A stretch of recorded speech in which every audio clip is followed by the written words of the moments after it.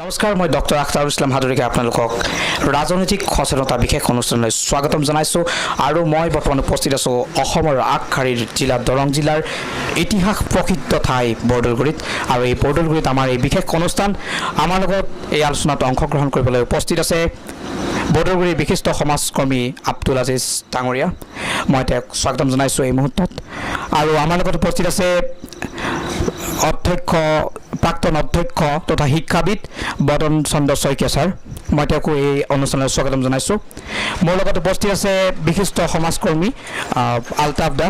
তেওঁকো মই এই মুহূৰ্তত স্বাগতম জনাইছোঁ। আৰু আমাৰ লগত কিছু সময় পিছত সংযোগ স্থাপন কৰিব আৰু আমাৰ এই পেনেল ডিছকাশ্যনত অংশগ্ৰহণ কৰিব অসমৰ এজন আগশাৰীৰ লিখক তথা অসম নিৰ্মাণ বাৰ্তাৰ এছ'চিয়েট এডিটৰ তথা দ্য স্কাই অফ ইণ্ডিয়াৰ এক্সিকিউটিভ এডিটৰ আজিজুৰ ৰহমান হাজৰিকাই। মই পৰৱৰ্তী সময়ত এই বিষয়লৈ যাম, কিন্তু আমি আমাৰ প্ৰথম এই যিটো পেনেল ডিছকাশ্যন, এই পেনেল ডিছকাশ্যনলৈ আহিছোঁ। আৰু পেনেল ডিছকাশ্যনৰ প্ৰত্যেকগৰাকী অতিথিলৈ মই স্বাগতম জনাইছোঁ। আৰু আমাৰ প্ৰথম বিষয়টো হ'ল যে চিপাঝাৰ সমষ্টিত, চিপাঝাৰ যিটো বিধানসভা সমষ্টি, এই বিধানসভা সমষ্টিৰ আমাৰ মানুহখিনিৰ ৰাজনৈতিক সচেতনতা কিমানখিনি আছে। মই প্ৰথমে আব্দুল আজিজ ডাঙৰীয়া আপোনাৰ ওচৰলৈ যাব বিচাৰিছোঁ।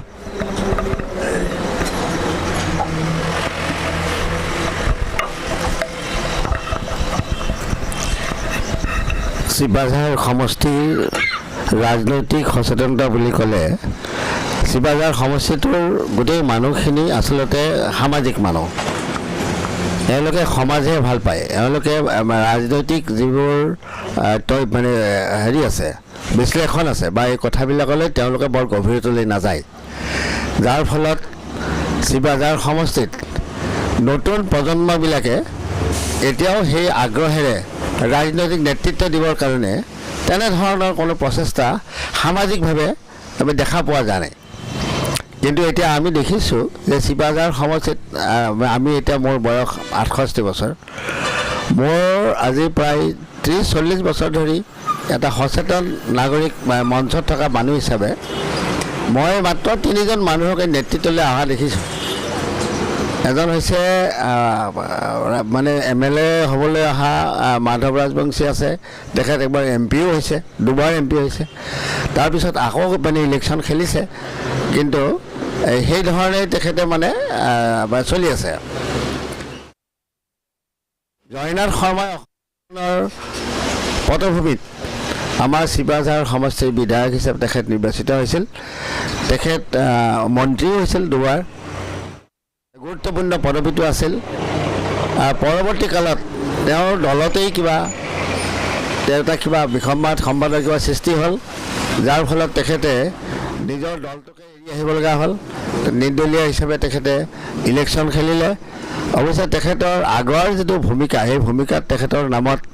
চিপাঝাৰবাসীৰ বহুত মানুহেই তেখেতক মানে অনুসৰণ কৰিছিল। নিৰ্দলীয় হ'লেও তেওঁ যথেষ্ট ভোট পাইছিল আৰু ভোট লাভ কৰিছিল। অকণমান কিবা ভোটৰ ব্যৱধানত সেইবাৰ তেখেতে মানে এবাৰ এই নিৰ্দলীয় মঞ্চৰ পৰা তেওঁ মানে পৰাজিত হয়। কিন্তু এইবাৰ তেখেত কংগ্ৰেছলৈ আহিছে বুলি আমি শুনিছোঁ, আজি ডিক্লেয়াৰ হোৱা বুলিও শুনিছোঁ। চিপাঝাৰ বিধানসভা সমষ্টিৰ কংগ্ৰেছৰ প্ৰাৰ্থী হিচাপে মাননীয় জয়নাথ শৰ্মা ডাঙৰীয়াই মানে এই বছৰ আমাৰ মাজলৈ আহি আছে। আমি সমাজে তেওঁলোকক মানে ওলগ জনাইছোঁ। আৰু লগে লগে আমাৰ যোৱা 10টা বছৰৰ যিটো আমাৰ বিধানসভাৰ বিধায়ক বিনন্দ কুমাৰ শইকীয়াদেৱ, এজন মানে ডেকা বয়সৰ মানুহ, তেখেতেও মানে আমাৰ চিপাঝাৰ সমষ্টিত 10টা বছৰে প্ৰতিনিধিত্ব কৰিছে।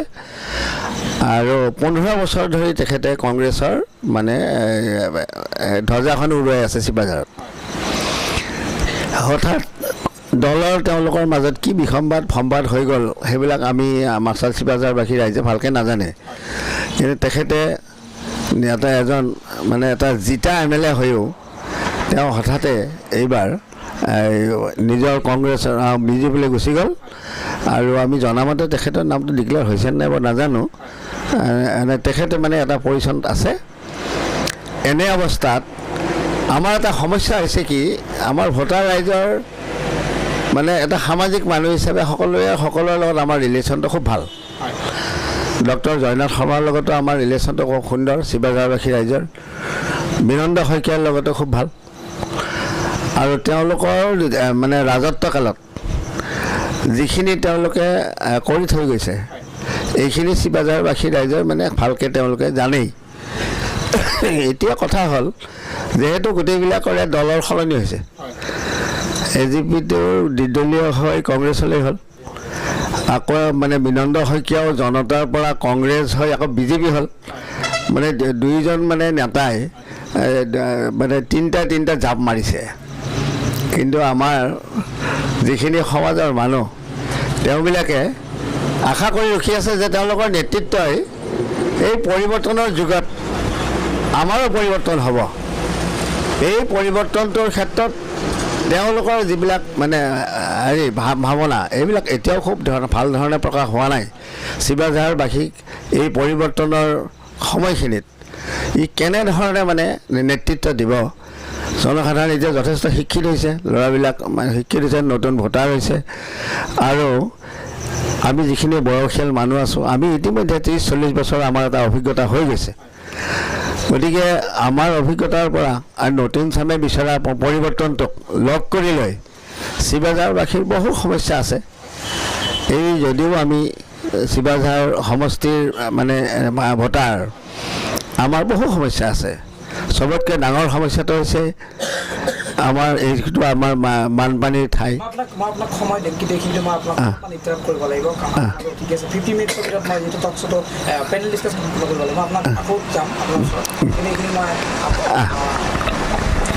ধন্যবাদ জনাইছোঁ। যদিও মোৰ প্ৰশ্নটো আছিল যে ৰাজনৈতিক সচেতনতা সম্পৰ্কত আপোনাৰ পৰা এটা বিশেষ তাৎপৰ্যপূৰ্ণ মই কথা লাভ কৰিছোঁ যে সেই তিনিখন মুখ ডক্টৰ জয়নাথ শৰ্মা, মাধৱ ৰাজমুখী, বিনন্দ কুমাৰ শইকীয়া, তিনিখন মুখেই তেওঁলোকে দেখিছে। গতিকে আমিও দেখিছোঁ। মই এই প্ৰশ্নটো সুধিব বিচাৰিছোঁ যে বাকী যি নতুন মুখৰ দেখাৰ আমাৰ প্ৰয়োজন নাই নেকি ৰাজনৈতিক সচেতনতা সন্দৰ্ভত? মই বৰুণ শইকীয়া ছাৰ আপোনাৰ পৰা জানিব বিচাৰিছোঁ, কি ক'ব আপুনি?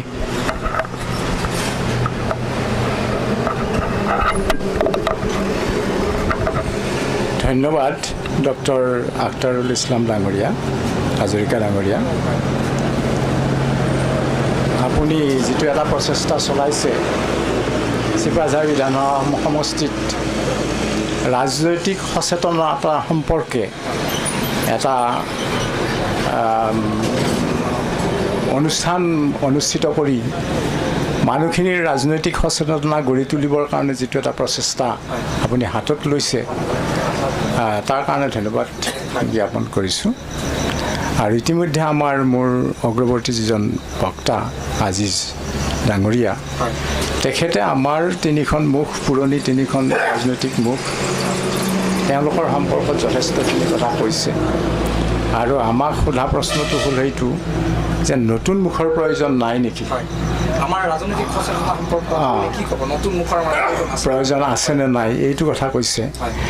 আমাৰ নিতান্তই মানে নতুন মুখৰ প্ৰয়োজনীয়তা আছে, আমি বিচাৰিছোঁ। আৰু সেইখিনি পুৰণি মানুহ, তেওঁলোক যথেষ্ট অভিজ্ঞ হৈছে। তেখেতসকলেও আমাৰ এই অনুষ্ঠান, এই সমষ্টিটোৰ উন্নয়নৰ কথা চিন্তা কৰিয়েই তেখেতসকলে ৰাজনৈতিক মানে হাল বদল তেওঁলোকে কৰিছে। পাৰ্টীৰ মানে হাল বদলটো তেওঁলোকে নিশ্চয় সমষ্টিটোৰ উন্নয়ন কল্পেই তেওঁলোকৰ চিন্তাধাৰাৰে কৰিছে, সেইটো তেওঁলোকে জানিব। কিন্তু আমি বিচাৰিছোঁ নতুন মুখ, এইটো এটা মানে সত্য কথা, আমি সকলোৱে বিচাৰিছোঁ। আৰু বৰ্তমান সময়ত যিটো ৰাজনৈতিক সচেতনতাৰ কথা কোৱা হৈছে, পূৰ্বতে যিটো সচেতনতা আছিল সেইটো ঠিক সিমান মানে চকুত লগা ধৰণৰ নাছিল। কিন্তু আজি উঠি অহা যিটো চাম প্ৰজন্ম, তেওঁলোক বহি থকা নাই, তেওঁলোকে ৰাজনৈতিকভাৱে যথেষ্ট পৰিমাণে সচেতন হৈছে। আৰু তেওঁলোকে মই অ'ত ত'ত মানে যিবিলাক ডেকা ইয়াং মানুহবিলাকৰ মাজতে মই প্ৰায় চলা ফুৰা কৰি থাকোঁ। তেওঁলোকে ৰাজনীতিৰ কথা বহুতখিনি বুজা হৈছে, তেওঁলোকে আলোচনা কৰে আৰু তেওঁলোকে নতুন মানুহ বিচাৰে, সেইটো হৈছে কথা। সেইবুলি পুৰণিখিনিক লৈ তেওঁলোকে কোনো বিৰোধ বা হেৰি কৰা নাই, এতিয়ালৈকে তেনেকুৱা চকুত পৰা নাই, লক্ষ্য কৰিবলগীয়া ধৰণে কোনো বিৰোধিতা কৰা নাই। কিন্তু তেওঁলোকে নতুন চাম উঠি অহাটো তেওঁলোকে বিচাৰিছে আৰু নতুন মুখ তেওঁলোকে বিচাৰিছে। এই মুহূৰ্তত আপোনাক ধন্যবাদ জনাইছোঁ আৰু আমাৰ লগত আছে আলতাফ দা। মই আপোনাৰ পৰা জানিব বিচাৰিছোঁ ৰাজনৈতিক সচেতনতা সেই বিশেষ দুটা শব্দ আৰু এই শব্দ দুটাৰ ওপৰত মই কওঁ যে আমাৰ বিগত সময়ছোৱাত যদি চোৱা যায় তেতিয়াহ'লে চিপাঝাৰ সমষ্টিত যিটো ভোটদানৰ হাৰ হয় সেইটো সাধাৰণতে দলগাঁও সমষ্টি অথবা মংগলদৈ সমষ্টিতকৈ অলপ হ'লেও কম হোৱা পৰিলক্ষিত হয়। ইয়াৰ দ্বাৰা আমাৰ সেই ৰাজনৈতিক সচেতনতা শব্দটো যিটোৰ আমাৰ মাপদণ্ড সেইটো আমাৰ তলত থকাটো নুবুজায়নে? আপুনি কি ক'ব এই ক্ষেত্ৰত? ধন্যবাদ। এডিটৰ আখতাৰুল ইছলাম ডাঙৰীয়া, মই প্ৰথমে দ্য স্কাই অফ ইণ্ডিয়াৰ মানে যিটো চেনেল, এই চেনেলত ধন্যবাদ জনাইছোঁ। আমাৰ যিটো চিপাঝাৰ সমষ্টিৰ সচেতনতা, ৰাজনৈতিক সচেতনতাৰ বিষয়ে আপুনি মোক প্ৰশ্ন কৰিছে আৰু এই প্ৰশ্নৰ উত্তৰত মই এটাই ক'ব বিচাৰিছোঁ যে আমি প্ৰায় 1947 চনৰ পৰা ভাৰত স্বাধীন হোৱাৰ পিছৰ পৰা আমি আজি দেখি আহিছোঁ ৰাজনৈতিক দল এটাই কংগ্ৰেছ। এই কংগ্ৰেছৰ যিমানখিনি আজিৰ তাৰিখত নেতা মানে আমাৰ নেতৃত্ব দিব পৰা নেতা, তেওঁলোকৰ মাজত আমি কিছু বিভাজন দেখিছোঁ। যেনে আমাৰ চিপাঝাৰ সমষ্টিৰ ৰাইজ অতি সচেতন আৰু অতিকে অসমৰ ভিতৰত শিক্ষিত আমাৰ এটা সমষ্টি আৰু এই সমষ্টিৰ পৰা যথেষ্ট আমাৰ ইতিপূৰ্বত মানে ডিৰেক্টৰ তথা অসমৰ চিফ এইবিলাক আমাৰ ইয়াৰ মাজৰ পৰা ওলাই গৈছে। ইয়াৰ মাজতে মই নুই কৰিব নোৱাৰোঁ ডক্টৰ আৰিফ আলী ডাঙৰীয়া, তেখেতে চিপাঝাৰ সমষ্টিত যথেষ্ট অৰিহণা যোগাই থৈ গৈছে, কিন্তু ৰাজনৈতিকভাৱে নহয়। এজন শিক্ষাবিদ, এজন গভৰ্ণমেণ্ট অফিচাৰ হিচাপে তেখেতে যেনেকৈ সমাজৰ সেৱা কৰি থৈ গৈছে তেখেতক আমি শ্ৰদ্ধা জনাওঁ। তেনেকুৱাকৈ চিপাঝাৰ যেনেকুৱা আমাৰ সমষ্টিত ৰাইজৰ সচেতনতা যেনেকুৱা শিক্ষাৰ ক্ষেত্ৰত অগ্ৰণী ভূমিকা গ্ৰহণ কৰি আছে, সেই মুহূৰ্তত আমি চেঞ্জ কৰিব লাগে, যে সমাজৰ পৰিৱৰ্তন আমি চেঞ্জ কৰিব লাগে। বাটৰ পৰিৱৰ্তন যেনেকৈ মাটি এঠাইত পকা হৈছে, ঠিক তেনেকৈ আমি যুৱকবিলাক, আজি শিক্ষিত যুৱক আমাৰ মাজত যথেষ্ট নিবনুৱা সমস্যাই দেখা দিছে। এই সমস্যাক লৈ আমি জৰ্জৰিত। আমি নেতাৰ পিছত দৌৰোঁতে আমাৰ বহুদিন পাৰ হৈ গৈছে। যিহেতু আমাৰ চিপাঝাৰৰ পৰা এটা টাইমৰ ৰেভিনিউ মিনিষ্টাৰ, তেখেতে আজিৰ তাৰিখত 20 বছৰ শাসনকালত কিমানজনক আমাক অফিচিয়েলি চাকৰিৰ ক্ষেত্ৰত মকৰল কৰি আমাৰ জীৱিকা চিপাঝাৰ সমষ্টিৰ ৰাইজক দিছে আমি দেখিছোঁ, শুনিছোঁ। ইয়াৰ মাজত আমাৰ ৰাইজ ছাকচেছফুল হয়নে নহয় নাজানো, তথাপি ৰাইজে তেখেতক বিদায় দিছে। নেক্সট তেওঁ নিৰ্দলীয়ভাৱে খেলিছে, নেক্সট আকৌ কংগ্ৰেছত আহিছে। ৰাইজে বুজি পাইছে। এইবুলি বিনন্দ শইকীয়া 10 বছৰলৈ আহিছিলে, ৰাইজে নেতা হিচাপে মানিছে, আমাৰ মানুহে নেতা হিচাপে মানিছে। শিক্ষিত যুৱকখিনি প্ৰলোভন দি কেনে আজিৰ তাৰিখত তেওঁলোকক সৰু সুৰা 2-এটা পঞ্চায়ত লেভেলৰ কাম দি কেনে আজি ঠগি খাইছে। কিন্তু অসমৰ মানচিত্ৰত আমি এটা চিপাঝাৰ সমষ্টিয়ে দেখা পাইছোঁ যে আমাৰ মিনিষ্ট্ৰী পদ আমি দুবাৰকৈ কংগ্ৰেছৰ শাসনাধিষ্ঠৰ কালত দুবাৰকৈ এজন MLA পঠোৱাৰ পাছত তেওঁ মিনিষ্ট্ৰী পদ নাপালে। এইটো দুৰ্ভাগ্যজনক, অতিকে দুৰ্ভাগ্যজনক। যিহেতু আমাৰ ইয়াত প্ৰত্যেক জনগোষ্ঠীৰ মানুহ আছে, যিহেতু আমি সংখ্যালঘু মানুহ, এই সংখ্যালঘু মানুহখিনিৰ কাৰণে তেওঁলোকে কোনোদিন আমাৰ চকু নিদিলে, কিন্তু তেওঁলোকৰ নিজৰ পকেট গৰম কৰি লৈ আজিৰ তাৰিখত মানুহখিনিক আগুৱা ভৰি আছে। এইটো কিন্তু নিতান্ত সত্য কথা। ইয়াৰ মাজতে মই আমাৰ চিপাঝাৰ সমষ্টিৰ ডেকা সমাজক মই আহ্বান জনাইছোঁ যে আমি শিক্ষিত যুৱক, আমি এটা চাকৰিত 10 লাখ টকা 50 লাখ টকা ভেটি দিব লাগে। এজন IPS অফিচাৰত আমি যে প্ৰতিদ্বন্দ্বিতা কৰিবলৈ হ'লে আমি ভেটি দিব লাগে। MLA মন্ত্ৰীক কিয় দিব লাগে? আমি আহকচোন, আমি বহুত প্ৰাৰ্থী হৈ যাওঁ,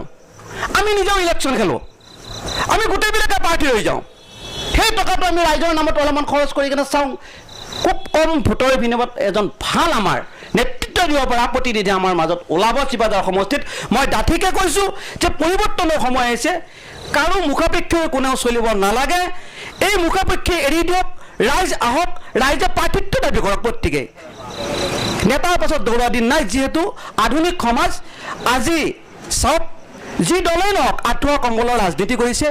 এইবিলাক জানো আমাৰ কাৰণে কাম্য নহয়? যিটো দিনত আমি RCC ঘৰত থাকি কিনে আজি অল আউট জ্বলাইছোঁ, ল'ৰা ছোৱালীক আমি জাতীয় বিদ্যালয়ত পঢ়িব লগা হৈছে, আমাৰ শিক্ষাৰ অৱনতি হৈছে। কেনেকৈ? আজি স্কুলত, আমাৰ গভৰ্ণমেণ্ট স্কুলত ল'ৰা ছোৱালী নাইকিয়া হৈ গৈছে। সমাজ সচেতন ব্যক্তিসকলে তাক লক্ষ্য কৰিছে, চকু দিব লগা হৈছে। কাৰণ প্ৰাইভেট স্কুলবিলাকত ল'ৰা ছোৱালী ভৰি গৈছে, যিহেতু আমাৰ নিবনুৱা সমস্যা বেছি হৈ গৈছে, প্ৰাইভেট স্কুলবিলাক বেছি হৈ গৈছে, তাত শিক্ষা ভাল হৈছে। চাওক, আজি যিবিলাক চাকৰি হৈ গৈছে, সেইবিলাক চাকৰিৰ ক্ষেত্ৰত আমি শিৱাজৰ সচেতন ব্যক্তিসকলে আমি নিতান্ত মানে অতি দৰকাৰ যে আমাৰ ল'ৰা ছোৱালী আজি দিল্লী ইউনিভাৰ্চিটি, কেলকাতা ইউনিভাৰ্চিটিত কিয় পঢ়িব যাব পৰা নাই? কাৰণ কি? আমাক তেওঁলোকে আজিৰ তাৰিখত পঢ় হিচাপে মানে খেতিয়ক হিচাপে ৰাখিব বিচাৰিছে। আমি একমাত্ৰ চাউল এমিঠিৰ কাৰণে তেওঁলোকৰ পাছত দৌৰিব লগা হৈছে। নহয়, শিৱাজৰ সমষ্টিৰ সচেতন ব্যক্তিসকলক মই এই আজি দ্য স্কাই অফ ইণ্ডিয়াৰ তৰফৰ পৰা আহ্বান জনাইছোঁ যে প্ৰত্যেকেই প্ৰতিদ্বন্দ্বিতা কৰক, প্ৰত্যেক সচেতন ব্যক্তিবিলাক ওলাই আহক। আমাৰ সমাজবিলাক নিকা কৰাৰ ক্ষেত্ৰত যিবিলাক আগতে দলৰ মানে নেতা হৈ গৈছে, সেইবিলাক পৰিহাৰ কৰি নতুন প্ৰজন্মৰ পৰা নেতা চিলেক্টেড কৰি কিনে আমি যাতে আমাৰ শিৱাজৰ সমষ্টিটো অসমৰ ভিতৰত এটা লেখতলগীয়া সমষ্টি, যেনে বানপানী সমস্যাৰ ক্ষেত্ৰতো আমি আগবাঢ়িব পাৰোঁ, গোটেইবিলাক সমস্যাৰ ক্ষেত্ৰত আমি আগবাঢ়িব পাৰোঁ একগোট হৈ কেনে। সেয়েহে আমি সমষ্টিবাসীৰ সকলো, আমি গোটেই এই সমষ্টিটোত হিন্দু, মুছলিম, কোচ, কলিতা মানে গোটেইবিলাক আমি এক হৈ আছোঁ। ইয়াত কোনো জাতিভেদ নাই। কিন্তু এইটো মনত ৰাখিব, শিৱাজৰ সমষ্টিত প্ৰায় বস্তুবিলাক দেৰিকৈ আহে আৰু শেষ পৰ্যায়ত মাৰ যায়, আৰু শিৱাজৰ সমষ্টিতে আগ্ৰণীয় ভূমিকা গ্ৰহণ কৰে অসমৰ ভিতৰত। সেয়েহে আজিৰ প্ৰেক্ষাপটত যিটো আমি দেখিছোঁ যে নৱপ্ৰজন্মৰ পৰা আমাৰ প্ৰাৰ্থিত্ব হ'লে আমি শিৱাজৰ সমষ্টিবাসীৰ উন্নতি হ'ব বুলি মই আশা কৰি এইখিনিকে ধন্যবাদ জনাইছোঁ। ধন্যবাদ জনাইছোঁ মই আলতাফ দাক। এই মুহূৰ্তত আপুনি যিখিনি কথা কৈছে সঁচাকৈ বহু তাৎপৰ্যপূৰ্ণ। যদি সেইখিনি 100% সত্য প্ৰমাণিত হয়, তেতিয়াহ'লে নিশ্চিতভাৱে আমাৰ বাবে ভাল, আৰু আমাৰ যিখিনি প্ৰতিনিধি থাকে তেওঁলোকে যদি সেই কথাখিনি মানিবলৈ চেষ্টা কৰে, নিশ্চিতভাৱে আমাৰ কাৰণে ভাল। মই কওঁ যে আমাৰ মাজত উপস্থিত আছে আৰু অতিথি, তেওঁলোক পুনৰ আহিব আমাৰ এই অনুষ্ঠানলৈ অংশগ্ৰহণ কৰিব। ৰেজাউল হক ডাঙৰীয়া আছে আৰু অন্যান্য অতিথি আছে। কিন্তু এই মুহূৰ্তত মই এই চমু বিৰতি ল'ব লাগিব। বিৰতিৰ পিছত আমাৰ টক শ্ব' থাকিব, আৰু টক শ্ব'ৰ পিছত আমি পুনৰ পেনেল শ্ব'লৈ আহিম। ধন্যবাদ। মই ডক্টৰ আখতাৰুল ইছলাম হাজৰিকাই আপোনালোকক আকৌ স্বাগতম জনাইছোঁ। আৰু এই মুহূৰ্তত মই দৰ্শকৰ মাজলৈ আহিছোঁ। আমাৰ যি পেনেল ডিছকাশ্যন চলি আছিল, সেই পেনেল ডিছকাশ্যনৰ এওঁলোকে প্ৰত্যক্ষকাৰী আছিল, তেওঁলোকে প্ৰত্যক্ষ কৰিছিল পেনেল ডিছকাশ্যন। কি মন্তব্য দিব বিচাৰে মই আপোনাৰ পৰা জানিব বিচাৰিছোঁ।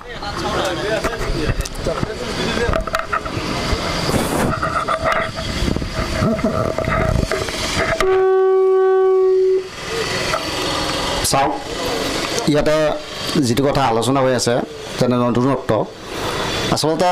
চাব লাগিলে ব্যক্তি নতুনত্ব আহি পৰা নাই, ইয়াত দল নতুনত্ব আহি পৰিছে। আমাৰ বিশেষকৈ আপোনালোকে চাওক, 2001 চনৰ পিছৰ পৰা অসমৰ যেনেকুৱা এটা পৰিৱৰ্তন হৈছে,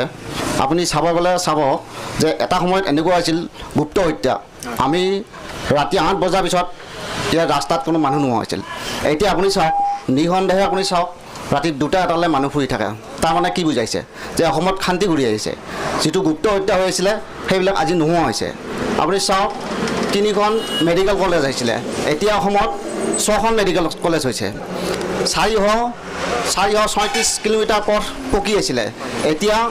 আপুনি চাওক, মই টোটেল হিচাপটো নাজানো, আজি গাঁৱে সকলোতে ৰাস্তা পকীকৰণ হৈছে। আজি আমাৰ 3 টকা দৰত আমি চাউল খাব পাইছোঁ। আমি এটা আয়ুৰ ঘৰ পাইছোঁ, এটা দুখীয়া পৰিয়ালৰ কাৰণে এটা আয়ুৰ ঘৰ। খাদ্যৰ কাৰণে আজি 3 টকা মূল্যত অথবা 2 টকা মূল্যত আমি চাউল পাইছোঁ। আৰু আমি চাওক, আজি আমাৰ আজি দুখীয়া পৰিয়াল এটাই যদি আমি স্কুল ল'ৰা ছোৱালী পঢ়িব লগা হয়, আমি স্কুলখনত প্ৰথমে আমি এটা কথা হয়, এডমিশ্যন দিবৰ কাৰণে যিটো ফিজ সেইটো আমাৰ ৰেহাই হৈছে, কোনো ফিজ নাই। তাৰপিছত আহি পৰিছে পোচাক যোৰা, তাৰপিছত আহি পৰিছে আমাৰ কমপ্লিটলি আমাৰ কিতাপটো ফ্ৰী আছে ক্লাছ 8লৈ। তাৰপিছত আমাৰ এতিয়া এনেকুৱা এটা আহি পৰিছে যে আমাৰ মধ্যাহ্ন ভোজন, যদি কোনোবা দুখীয়া ল'ৰা ছোৱালীয়ে ভোকৰ কাৰণত আমাৰ পঢ়িবলৈ এটেনশ্যনটো নাহে, সেইটোও চৰকাৰে ব্যৱস্থা কৰিছে। এতিয়া যিবিলাক ফাৰ্ষ্ট ডিভিজন পাইছে ছেকেণ্ড ডিভিজন পাইছে সেইবিলাকক আজি লেপটপ দিয়াৰ ব্যৱস্থা কৰিছে এইবিলাক কোনে কৰিছে এইবিলাক নিগন্ধাই কংগ্ৰেছ চৰকাৰে কৰিছে এইটো ক'ব লাগিলে আৰু বেলেগ চৰকাৰে ইয়াত কৰিব পৰা নাছিল আপুনি 2001 চনৰ পিছত অসমত যেনেকুৱা ডেভেলপ হৈছে কোনো চৰকাৰে কৰিব পৰা নাই আজি চাওক চেণ্ট্ৰেলত যেতিয়া এইবাৰ লোকসভা ইলেকশ্যন হৈ গ'ল আপোনাৰ মই কিন্তু আপোনাক ইণ্টাৰেক্ট কৰিব বিচাৰিছোঁ নিশ্চিতভাৱে কংগ্ৰেছ চৰকাৰে কৰিছে কিন্তু মই আপোনাক সুধিব বিচাৰিছোঁ যদি আজিৰ যিটো প্ৰেক্ষাপট আগৰ যিটো পাৰ্টিৰ মানুহ আছে আপোনালোকে কৈছে যে গুপ্ত হত্যা কিবা কৰিছে এনেকুৱা সেই পাৰ্টিৰ মানুহ যদি কংগ্ৰেছ দলটোত এতিয়া আহে তেতিয়াহ'লে সেই মই বিশেষ কুৱেশ্যনটোৰ এনচাৰ আপুনি কি দিব আপুনি বুজি পাইছে মই কি ক'ব বিচাৰিছোঁ চাওক ব্যক্তিবিশেষৰ কথা আহিব নাই ইয়াতে সেই সময়ৰ কথাটো আহিছিলে এখন দলৰ কথা আহিছিলে এতিয়া অসমত শান্তি ঘূৰি আহিছে সেইবিলাক মানুহ যদি সেই দেশত এতিয়া নাই এতিয়া কমপ্লিটলি অসমত এটা শান্তি পৰিৱেশ ঘূৰি আছে ইয়াত গুপ্ত হত্যা হওক বা অন্য কিবা হওক ইয়াতে হ'ব নোৱাৰে সেই কথাটো আহি পোৱা নাই আৰু কংগ্ৰেছ দল এনেকুৱা দল তাত কোনো ব্যক্তিবিশেষৰ গুৰুত্ব নাই ইয়াত মানে ধৰক দল হিচাপে যিকোনো মানুহ আহিলেও ইয়াত দল হিচাপে আগবাঢ়ি যাব পাৰিব কাৰণ দলটো বৰ্তমান ভাৰতবৰ্ষত বা অসমত এটা দ্ৰুতগতিত আগবাঢ়ি গৈ আছে ই ধৰ্ম নিৰপেক্ষ দল ইয়াত কোনো জাতি ধৰ্ম নাই ইয়াত সকলো মানুহ ইয়াত প্ৰতিনিধিত্ব কৰিব পাৰে এইটো এটা আপুনি চাওক গোটেই ভাৰতবৰ্ষত চাওক কংগ্ৰেছ দল এনেকুৱা এটা দল ইয়াত কোনো জাতি ধৰ্ম নাই এইটো আমাৰ কাৰণে এটা খুব মানে কংগ্ৰেছ দলটোৰ কাৰণে এটা ভাল এটা হেৰি আৰু আমাৰ জনসাধাৰণৰ কাৰণে ইয়াতে এটা মানে এটা উপযুক্ত দল কিন্তু মই আপোনাক আৰু এটা কুৱেশ্যন মই লগতে সুধিব বিচাৰিছোঁ জাতি ধৰ্ম ঠিক নাই কিন্তু কংগ্ৰেছৰ যিটো এই চলোৱাৰ যিটো ৰুল সেই ৰাহুল গান্ধীয়ে সোনিয়া গান্ধী দ্বিতীয়জনে এইটো তাত চান্স পোৱা নাই চাওক কংগ্ৰেছ দলটো মহাত্মা গান্ধীৰ দল ইয়াত কোনো কথা আহি পৰা নাই গান্ধী পৰিয়ালৰ পৰাই যিহেতু সুস্থিৰভাৱে ভাৰতবৰ্ষ চলাই আছে সুস্থিৰভাৱে ইয়াত কোনো মানে বিশৃংখল হোৱা নাই তেনেদৰে কোনো কথা আহি পৰা নাই ঠিক আছে মই এই ক্ষেত্ৰত আপোনাক ধন্যবাদ জনাইছোঁ আৰু কোনোবা দৰ্শক আছে যি কমেণ্ট এই সময়ত দিব পাৰে মই তেওঁলোকক বিশেষভাৱে সুধিব বিচাৰিছোঁ এই মুহূৰ্তত যে আমাৰ যিটো অনুষ্ঠান পেনেল যিটো শ্ব' আছিল সেই অনুষ্ঠানটো প্ৰত্যক্ষ কৰি আপোনাৰ যিটো মন্তব্য সেই মন্তব্যটো প্ৰদান কৰক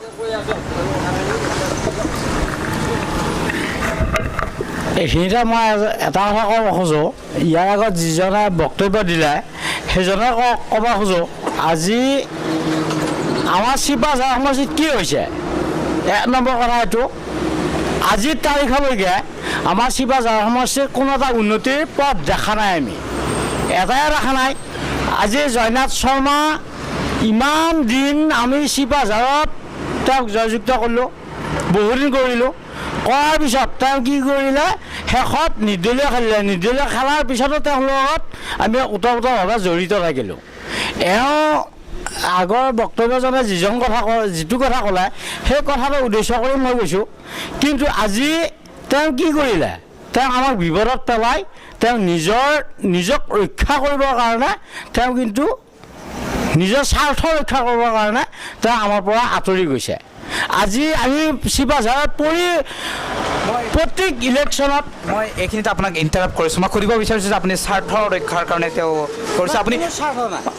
তেওঁ স্বাৰ্থৰ কাৰণে নিজৰ স্বাৰ্থৰ কাৰণে তেওঁ দল চেঞ্জ কৰিছে আপুনি এইটো ক'ব বিচাৰিছে আপুনি বস্তুটো অলপ বহলাই দিয়ক কেনেকৈ কৰিব বিচাৰিছে বহলাই তেওঁ এটা কথা ভুল কৰিছে পৰিৱৰ্তন আমি বহুবাৰ বিচাৰিলোঁ দুবাৰ পৰিৱৰ্তন চালোঁ আমি প্ৰথম পৰিৱৰ্তন তেওঁ হেৰালোঁ দ্বিতীয় পৰিৱৰ্তন চালোঁ আমি বিনন্দ শইকীয়াক তেওঁ এতিয়া কি কৰিলে তেওঁ দল বাগৰি এইবাৰ আকৌ বিজেপিত আহিলে কিন্তু দল বাগৰাটোত আমি নাই আমাৰতো কিন্তু আজিৰ তাৰিখলৈকে আমাৰ শিৱসাগৰ সমষ্টিত কোনো এটা উন্নতি নাই আমাৰ উন্নতিত আমাৰ ৰাস্তা আমাক কোনো চাকৰি নালাগে চাকৰিও লাগে সময় লাগে কিন্তু আমাৰ কোনো এটা উন্নতি নাই আমাৰ ৰাস্তা ঘাট আজিও বানপানীৰ হেৰিত আমি আজিও তাৰমানে এনেকুৱাকৈ ফেল লৈ চলিব লগা হৈ আছে আমাৰ এই পথাৰখনত বানপানী হয় কিন্তু কিমান বানপানী হয় কিন্তু তেতিয়া তেওঁলোক কোনো এজন নাহে তাৰমানে তেওঁলোক আহিব এতিয়া আহিব ইলেকশ্যনৰ সময় এতিয়া তেওঁলোক হাতযোৰ কৰিব আহিব ইলেকশ্যন প্ৰপ'জেল আৰু সময় পৰিৱৰ্তন বিচাৰক সমষ্টিগত ভাৱে নতুন প্ৰজন্ম লাগে আমি সেই নতুন প্ৰজন্মটো আমি বিচৰা নাই ধন্যবাদ জনাইছোঁ আপোনাৰ মন্তব্যৰ কাৰণে মই পুনৰ আকৌ আহিছোঁ আমাৰ দৰ্শক আছে এই মুহূৰ্তত আৰু দৰ্শকে কি মন্তব্য প্ৰকাশ কৰিব বিচাৰিছে জনোৱা হওক ধন্যবাদ মোৰ নাম ৰাজু আহমেদ তেখেতে যিটো কথা ক'লে চিপাঝাৰ সমষ্টিত কোনো উন্নয়ন হোৱা নাই বুলি এজন ব্যক্তিৰ নাম তেওঁ ভালদৰে কৈছে জগন্নাথ শৰ্মাৰ দিনত 20 বছৰ খালে উন্নতি হোৱা নাই বুলি কৈছে জগন্নাথ শৰ্মা যিখন চৰকাৰৰ দিনত আছিল সেই চৰকাৰখন আচলতে গুপ্ত হত্যাত লিপ্ত আছিল সেইকাৰণে আমাৰ চিপাঝাৰ সমষ্টি বুলি নহয় অসমতে অশান্তি আহিছিল সেইখন চৰকাৰে 25 বছৰৰ MLA আছিল ডক্টৰ জয়নাথ শৰ্মা কিন্তু 25 বছৰৰ ডক্টৰ জয়নাথ শৰ্মাই গম পোৱা নাছিল যে গুপ্ত হত্যাত জড়িত থকা এই AJP দলটো তেওঁলোকৰ সেই দলটোৰ কথা জয়নাথ শৰ্মাই 25 বছৰে গম পোৱা নাছিল আৰু 25 বছৰ যোৱাৰ পিছত তেওঁ যেতিয়া নৃত্যলৈ খেলিবলৈ বাধ্য হ'ল তাৰ কিছু সময় আগতে তেওঁ গম পালে যে গুপ্ত হত্যাত জড়িত হৈছে এনেকুৱা নেকি কি ক'ব বিচাৰে আপুনি গুপ্ত হত্যা হোৱাটো গম পাইছিল সেই গম পোৱাৰ কাৰণে এটা সময়ত সেই দলৰ চিফ মিনিষ্টাৰ প্ৰফুল্ল মহন্ত গৈ নতুন AJP খুলিলে তাৰপিছত চন্দ্ৰমোহন পাটোৱাৰীক দিলে তেওঁ গুপ্ত হত্যাৰ মেইন নায়ক চন্দ্ৰমোহন পাটোৱাৰী এতিয়া তেওঁ AJPৰ খলনায়ক কি বোলে BJPৰ খলনায়ক হৈ আছে আৰু সেইকাৰণে এটা সময়ত চন্দ্ৰমোহন পাটোৱাৰীয়ে জগন্নাথ শৰ্মাক টিকেটৰ পৰা বঞ্চিত কৰি এজন মানুহৰ পৰা কিবাখিনি টকা লৈ তেখেতৰ মাটি বাৰী বেচা গৈছে টিকেট লৈ পেলাই ইয়াতে দিলে তেতিয়া জগন্নাথ শৰ্মাই নিৰ্দলীয় হৈ খেলিছে আৰু জগন্নাথ শৰ্মা মাত্ৰ কেইটামান ভোটত হাৰিছে সেই মানুহজন কোন ক'ব নেকি আপুনি কোন যিজন মানুহে মাটি বাৰী বেচা বুলি ক'লে আপুনি ইতিমধ্যে তেখেতৰ মুকুল শৰ্মানে কি আছিলে মই জানো তেখেতে মোৰ ঘৰতো গৈছিল ভোট বিচাৰি মই হ'ব দে বুলি কৈছোঁ আপুনি টকা পইচা বহুত খৰচ নকৰিব আপোনাৰ লাইনটো সিমান ভাল নহয় স্পষ্টকৈ কৈছোঁ মই এতিয়া তেখেতৰ বহুত কিবা কিবি হৈ গৈছে আৰু সেই সময়ত জগন্নাথ শৰ্মাই আহি নিৰ্দলীয় খেলিছে চিপাঝাৰৰ ৰাইজ জগন্নাথ শৰ্মাৰ লগত আছে আৰু সেই সময়ত আমাৰ এতিয়া পৃথিৱীৰ ভিতৰত টোপনি নহা মানুহজন হৈছে হিমন্ত বিশ্ব শৰ্মাই কিবা ৰিম'ট কণ্ট্ৰলেদি ভোট টেম্পাৰিং কৰি বীৰেন্দ্ৰ শইকীয়াক জিকাই নিছে আৰু এতিয়া আপোনালোকে ভালদৰে জানিব পৃথিৱীৰ ভিতৰত টোপনি নহা মানুহ 1 মিনিট সময় টোপনি নহা মানুহজন হৈছে হিমন্ত বিশ্ব শৰ্মা আৰু যোৱা 5 বছৰত আমাৰ হিমন্ত বিশ্ব শৰ্মাই আমাৰ বীৰেন্দ্ৰ শইকীয়াকো লগত লৈ বিসম্বাদ কৰি থাকোঁতে আমাৰ চিপাঝাৰ সমষ্টিৰ কোনো উন্নতি নহ'ল সেয়ে বীৰেন্দ্ৰ শইকীয়া আমাৰ এই টোপনি নহা মানুহজনৰ লগতে গুচি গ'ল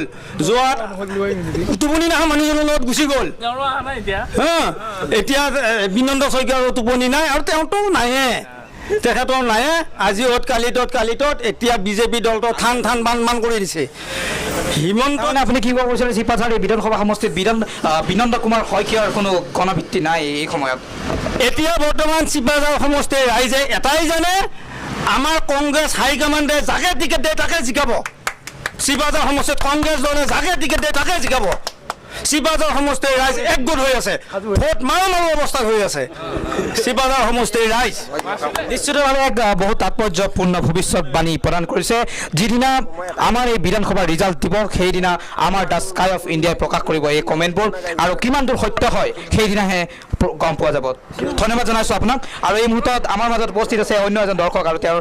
মন্তব্য জানিব বিচাৰিম বৰ্তমান আমাৰ চিপাঝাৰ সমষ্টিত ৰাজনৈতিক দলত মোটামুটি গাদী ৰক্ষাৰ দৌৰতহে নামি পৰিছে আমাৰ মন্ত্ৰী MLA সকল চিপাঝাৰত উন্নয়ন বুলিবলৈ আমি একো দেখা নাই মাত্ৰ এটা সৰু ল'ৰা যেনেকৈ ডাঙৰ দীঘল হৈ যায় প্ৰাকৃতিকভাৱে আমাৰ তেনেকৈ ডাঙৰ দীঘল হৈ গৈ আছে ঠিক তেনেকৈ মন্থৰ গতিত গৈ আছে কিন্তু চিপাঝাৰ সমষ্টিত যিবিলাক MLA 20 বছৰ শাসন কৰিলে তেওঁ কোনো ধৰণৰ উন্নতি কৰিব পৰা নাই আৰু যিজন ব্যক্তিয়ে 25 বছৰ 20 বছৰে শাসন কৰিলে তেখেতে গুপ্ত হত্যাৰ লগত জড়িত থকা বুলি তেখেতৰ সতীৰ্থই স্বীকাৰ কৰিছে কিন্তু 25 বছৰ লাগে নেকি বাৰু এজন মানুহে স্বীকাৰ কৰিবলৈ বা এজন মানুহে অনুধাৱন কৰিবলৈ চিপাঝাৰ সমষ্টি তেওঁ বহুত পিছ পেলাই থৈ গৈছিল আৰু এতিয়া তেওঁ ৰাজনীতিৰ যিটো চোলা সেই চোলাটো সলাই তেওঁ এতিয়া মানে আকৌ ৰাইজক আভুৱা ভাবিবলৈ তেওঁ আমাৰ চিপাঝাৰ সমষ্টিক এই শিক্ষিত সমষ্টিটোক বহুত পিছফালে ঠেলি নিবৰ কাৰণে তেওঁ আকৌ চেষ্টা কৰিছে কিন্তু এইবাৰ চিপাঝাৰ সমষ্টিৰ ৰাইজ আচলতে সচেতন হৈছে তেওঁ পাহৰি গৈছে চিপাঝাৰ সমষ্টিত যে নতুন প্ৰজন্ম উঠি আহিছে আৰু নতুন প্ৰজন্মই যে চিপাঝাৰ স্বাৰ্থ ৰক্ষাৰ কাৰণে উঠি পৰি লাগিছে সেই কথাটো তেওঁ ইতিমধ্যে গম পাইছে সেইকাৰণে এজন সতীৰ্থই ক'লে যে টোপনি হৰিছে তাৰমানে তেখেতসকলৰ গাদীৰ ৰক্ষা হ'ব নে নহয় সেই টোপনিটো তেওঁলোকৰ হৰি গৈছে আৰু বিনন্দ শইকীয়াৰ কথা মই কওঁ আমাৰ চিপাঝাৰ সমষ্টিৰ তেখেত আচলতে বহুত ভাল মানুহ বুলি ক'ব আমি নোৱাৰোঁ কিহৰ কাৰণে তেখেতো গাদী ৰক্ষাৰ কাৰণে 10 বছৰ তেখেতে গম নাপালে যে আমাৰ চিপাঝাৰ সমষ্টিৰ কি হৈছে কি নহৈছে কিন্তু তেখেতে টোপনি মাৰি থাকোঁতেই গ'ল এতিয়া আকৌ তেখেতে গাদী ৰক্ষাৰ কাৰণে তেওঁৰ টোপনি হৰাইছে এতিয়া কথা হ'ল কি উন্নতিৰ ক্ষেত্ৰখন আমাৰ চাবলৈ গ'লে যেনেকুৱা প্ৰাকৃতিকভাৱে আমাৰ উন্নতি হৈ যায় ঠিক তেনেকৈহে গৈছে গতিকে অসমত যিমান সমষ্টি আছে সকলো সমষ্টিৰ ভিতৰত শিক্ষিত সমষ্টি আমি চিপাঝাৰ সমষ্টিক বুলি সগৌৰৱে ক'ব পাৰোঁ আমাৰ চিপাঝাৰ সমষ্টিৰ পথৰুঘাট নামে ঠাই আছে এটুকুৰা ঠাই আছে য'ত নেকি 140 জন শ্বহীদে প্ৰাণ আহুতি দিছিল তেখেতে সতীৰ্থজনে নাজানিছিল যে 140 জন শ্বহীদৰ তেজেৰে ৰাঙলী হৈছিল আমাৰ পথৰুঘাট মানে শ্বহীদ গতিকে আমি এইটো কথা আমি সকলো সচেতন ব্যক্তিক ক'ব বিচাৰিছোঁ যে আমাক নতুন প্ৰজন্মক আমাক লাগে আৰু চিপাঝাৰ সমষ্টিৰ নতুন প্ৰজন্মই যাতে আমাক শাসন কৰিব পাৰে সেইটোৱে আমি কামনা কৰিছোঁ ধন্যবাদ জনাইছোঁ এই মুহূৰ্তত আমাৰ মাজত আৰু দৰ্শক উপস্থিত আছে আমি অতি কম সময়ৰ ভিতৰত মই মন্তব্যটো জানিব বিচাৰিছোঁ মাত্ৰ দুআষাৰ কথা ক'ম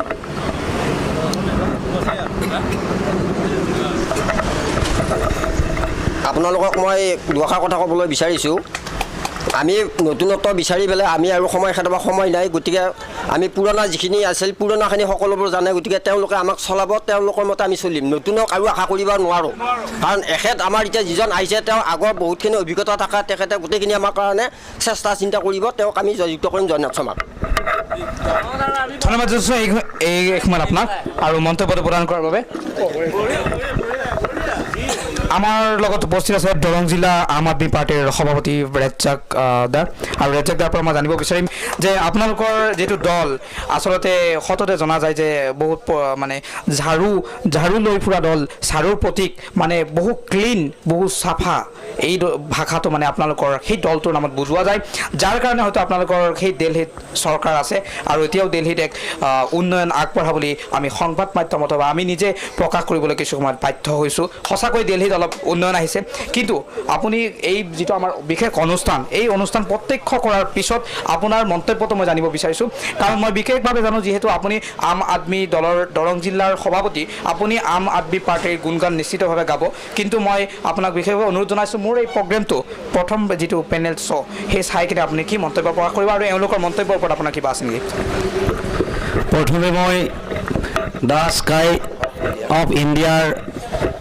মই ধন্যবাদ জ্ঞাপন কৰিছোঁ প্ৰথম বহিয়ে মই প্ৰশ্নটো শুনিলোঁ যে আমাৰ চিপাঝাৰ সমষ্টিত ভোটাৰসকল ৰাজনৈতিকভাৱে কিমান সচেতন মই আম আদমি পাৰ্টিৰ দৰং জিলাৰ প্ৰেচিডেণ্ট হিচাপে চিপাঝাৰ সমষ্টিৰ মই গলি গলি কোণা কোণা ঘূৰিছোঁ মই ভোটাৰসকলক লগ কৰিছোঁ কিন্তু এতিয়াও আমাৰ চিপাঝাৰ সমষ্টিৰ ভোটাৰসকল ৰাজনৈতিকভাৱে সচেতন নহয় চিপাঝাৰ সমষ্টিৰ এচাম মানুহ সচেতন যিসকলে কেৱল নিজৰ পকেটৰ স্বাৰ্থত ৰাজনৈতিক ব্যক্তিসকলৰ ঘূৰে ঘূৰে ৰাতিপুৱা হ'লে ঘৰত গৈ থাকে সেইসকল মানুহ কিন্তু ৰাজনৈতিকভাৱে সচেতন কিয়নো তেওঁলোকে ভাবে যদি আমাৰ এইবাৰ শৰ্মা ডাঙৰীয়া জিকে তেতিয়াহ'লে মই 2খন ট্ৰেক্টৰ ল'ব পাৰিম 4খন গাড়ী কিনিব পাৰিম যদি আমাৰ বিনন্দ শইকীয়া জিকে মই 2টা ৰাস্তাত ঠিকা ল'ব পাৰিম যদি অন্য কোনোবা এজন জিকে মই এজনক কটাক্ষ কৰি কথা কোৱা নাই মই কিছুমান মানুহৰ মই চৰিত্ৰৰ কথা কৈ আছোঁ তেওঁলোকৰ নেচাৰটোৰ কথা কৈ আছোঁ এনেকুৱা কিছুমান মানুহ আছে যিসকল মানুহে ব্যক্তিগত স্বাৰ্থৰ কাৰণে চিপাঝাৰ সমষ্টিত ৰাজনৈতিক নেতাসকলৰ লগত লগ লাগি ৰাজনৈতিক সচেতনতাটো বৃদ্ধি কৰিছে কিন্তু এতিয়া আমাৰ প্ৰয়োজন আছে যে আমি ভোটাৰসকলক কেনেকৈ আমি সচেতন কৰিব পাৰোঁ সেইকাৰণে মই কৈছোঁ আমাৰ চিপাঝাৰ সমষ্টিৰ কথাই কৈছোঁ চিপাঝাৰ সমষ্টিৰ ৰাইজৰ দুখীয়া মানুহৰ এইটো নহয় যে আমি কিবা সৰু সুৰা বস্তু লৈ জীৱনটো নিৰ্বাহ কৰি থাকিম এনেকুৱা নহয় আমাৰ উপযুক্ত সুবিধা পাব লাগে আজি শিক্ষাৰ ক্ষেত্ৰত যথেষ্টখিনি কৰিবলগীয়া আছে চিপাঝাৰ সমষ্টিত স্বাস্থ্যৰ কেন্দ্ৰত কৰিবলগীয়া আছে আজি সৰ্বাংগীন উন্নয়ন কৰিবলগীয়া আছে আজি চাওক আজি পইচাৰ বিনিময়ত সববিলাক ৰাজনৈতিক সুবিধা চৰকাৰী সুবিধা বেচা কিনা হৈ আছে এই সুবিধাবিলাকৰ এই যিটো বেচা কিনা ৰাজনীতি চলি আছে ইয়াৰ এগেইনষ্টত অৰবিন্দ কেজৰিৱাল আন্না হাজাৰে নেতৃত্বত যেতিয়া ইণ্ডিয়া এগেইনষ্ট কৰাপশ্যন আন্দোলন আৰম্ভ হৈছিল তেতিয়াৰ পৰাই সমগ্ৰ ভাৰতবৰ্ষৰ লগতে অসমতো দুৰ্নীতি ভ্ৰষ্টাচাৰৰ বিৰুদ্ধে আমি যুঁজ কৰি আহিছোঁ আমাৰ এটাই কথা আমি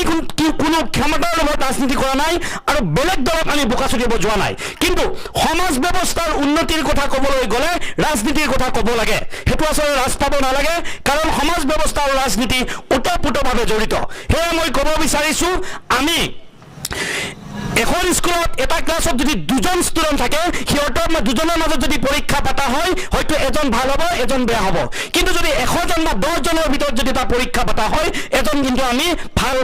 হয়তো এটা ছাত্ৰ এজন পাম ঠিক সেইটোৱে ক'ব বিচাৰিছোঁ আমাক নেতা লাগে আমাৰ যি দুজন পুৰণা নেতাই ভাবি আছে আমি এই চিপাঝাৰৰ সৰ্বা তেওঁলোকক এইবাৰ চিপাঝাৰ সমষ্টি ৰাইজে বিদায় দিব বিচাৰিছে নতুন প্ৰজন্ম বহুত ওলাইছে আজি সৈয়দ আব্দুল্লা ওলাইছে কুলদীপ ওলাইছে জয়ন্ত চৌৰীয়া ওলাইছে আলতাফ হুছেইন ওলাইছে মই নিজে ওলাইছোঁ এনেকুৱা আৰু 100জন চিপাঝাৰ সমষ্টিৰ পৰা নতুন প্ৰজন্ম অলপ একমাত্ৰ নতুন প্ৰজন্মক আগুৱাই নিয়াৰ স্বাৰ্থত ডক্টৰ APJ আব্দুল কালাম ডাঙৰীয়াই যুৱ শক্তিক ভাৰতবৰ্ষখন উন্নয়নশীল দেশলৈ লৈ যোৱাৰ কাৰণে সপোন ৰচিছিল কিন্তু এনেকুৱা চৰকাৰ এইটো হৈছে কেৱল যুৱ শক্তিক মদ ভাং ড্ৰাগছ খুৱাই কেনে বিপদে পৰিচাৰ কৰি যুৱ শক্তিক ধ্বংস কৰাৰ ষড়যন্ত্ৰ ৰখি আছে এই চৰকাৰী এই নেতাসকলে মই তেওঁলোকক সকীয়াই দিব বিচাৰিছোঁ এইবাৰ ইলেকশ্যনত তেওঁলোকে যিয়ে নকৰক ৰাজনৈতিক নেতালে তেওঁলোকে বিভিন্ন প্ৰথা অৱলম্বন কৰিব আগৰাতিকৈ ঘৰে ঘৰে টকা দিব কথা কমল দিব কিন্তু চিপাঝাৰ সমষ্টিত মই গাঁও ঘূৰিছোঁ সব ভোটাৰক বুজাই দিছোঁ আপোনালোকে এবাৰ বিবেকক ভোট দিয়ক এজন ভাল মানুহ চিপাঝাৰ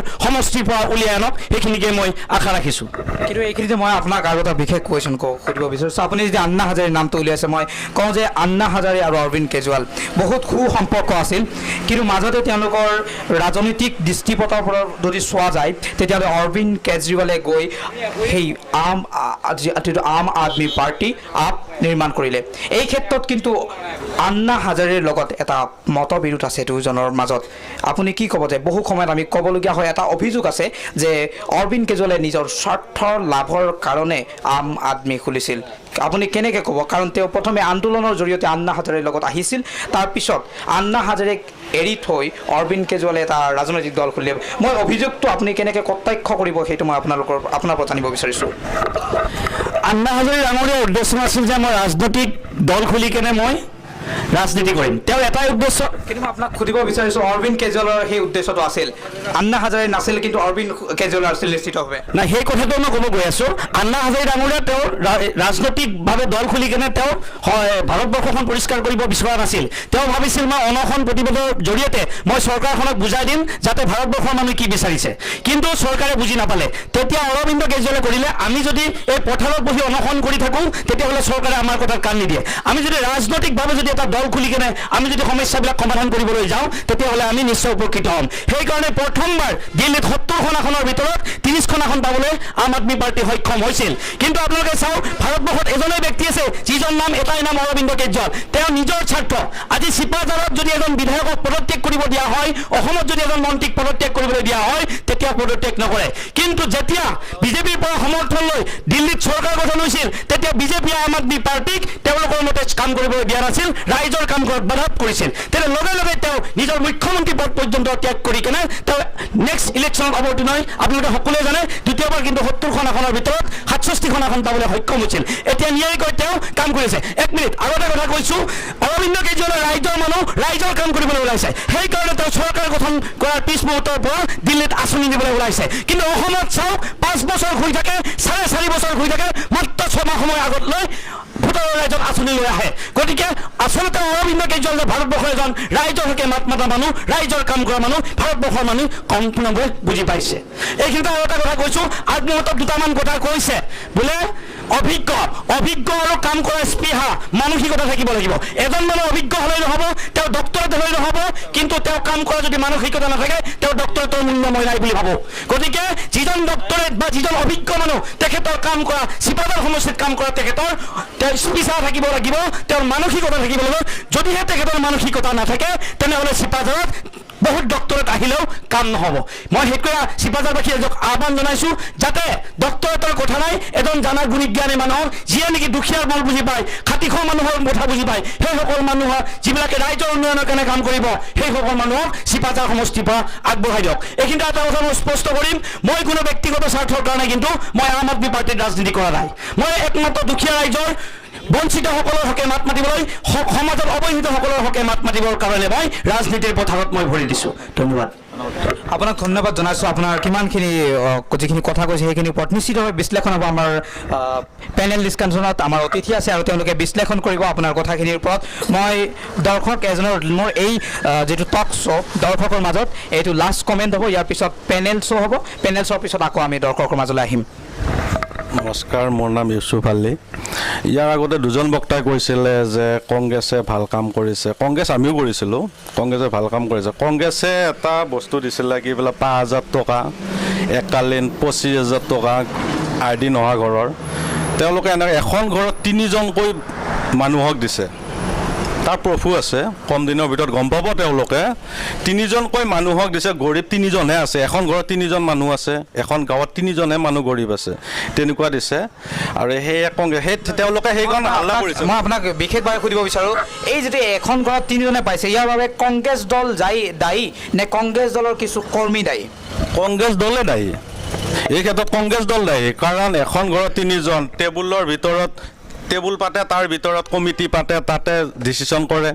কিবা কৰে এটা কোঠাত চব ডিচিশ্যন কৰে গতিকে সেইকেইজন মানুহে হাল্লা কৰিছে কংগ্ৰেছে অমুক কৰিছে কংগ্ৰেছে ময়ো কংগ্ৰেছী আছিলোঁ কিন্তু আমি এইটো কৰা নাছিলোঁ আমি এটা চুবাৰ পৰা যে আন এটা চুবাত দিছিলোঁ দুবান্তিং 5,000 টকা 1 টকা লোৱা বুলি ক'ব নোৱাৰে এতিয়া 5,000 টকা দিছে 500 টকা দিয়া 25,000 টকা দিছে 1,000 টকা দিয়া প্ৰুফ আছে কম দিনৰ ভিতৰত গম পাব তেওঁলোকে ইটো কিয় কৰিছে এতিয়া কংগ্ৰেছ দায়ী তেওঁলোকে কৈছে কংগ্ৰেছ বহুত ভাল বহুত তেওঁলোকে মাত দি আছে এজন আয়োগৰ ঘৰৰ যদি 75 টকা দিব লাগে 10,000 টকা দিব লাগে 75,000 টকা চেকখন পালে তাৰো প্ৰুফ আছে গোটাখিনি কৰিছোঁ কম দিনৰ ভিতৰত সেইখিনি ওলাব সেইখন তেওঁলোকে মাত দি আছে কংগ্ৰেছে অমুক কৰিছে তমুক একো কৰা নাই কংগ্ৰেছে কি কৰিছে কংগ্ৰেছে এই ডেমনৰ পৰা বদলগুৰিলে পথটো চাওক সিফালে আছে মন্ত্ৰী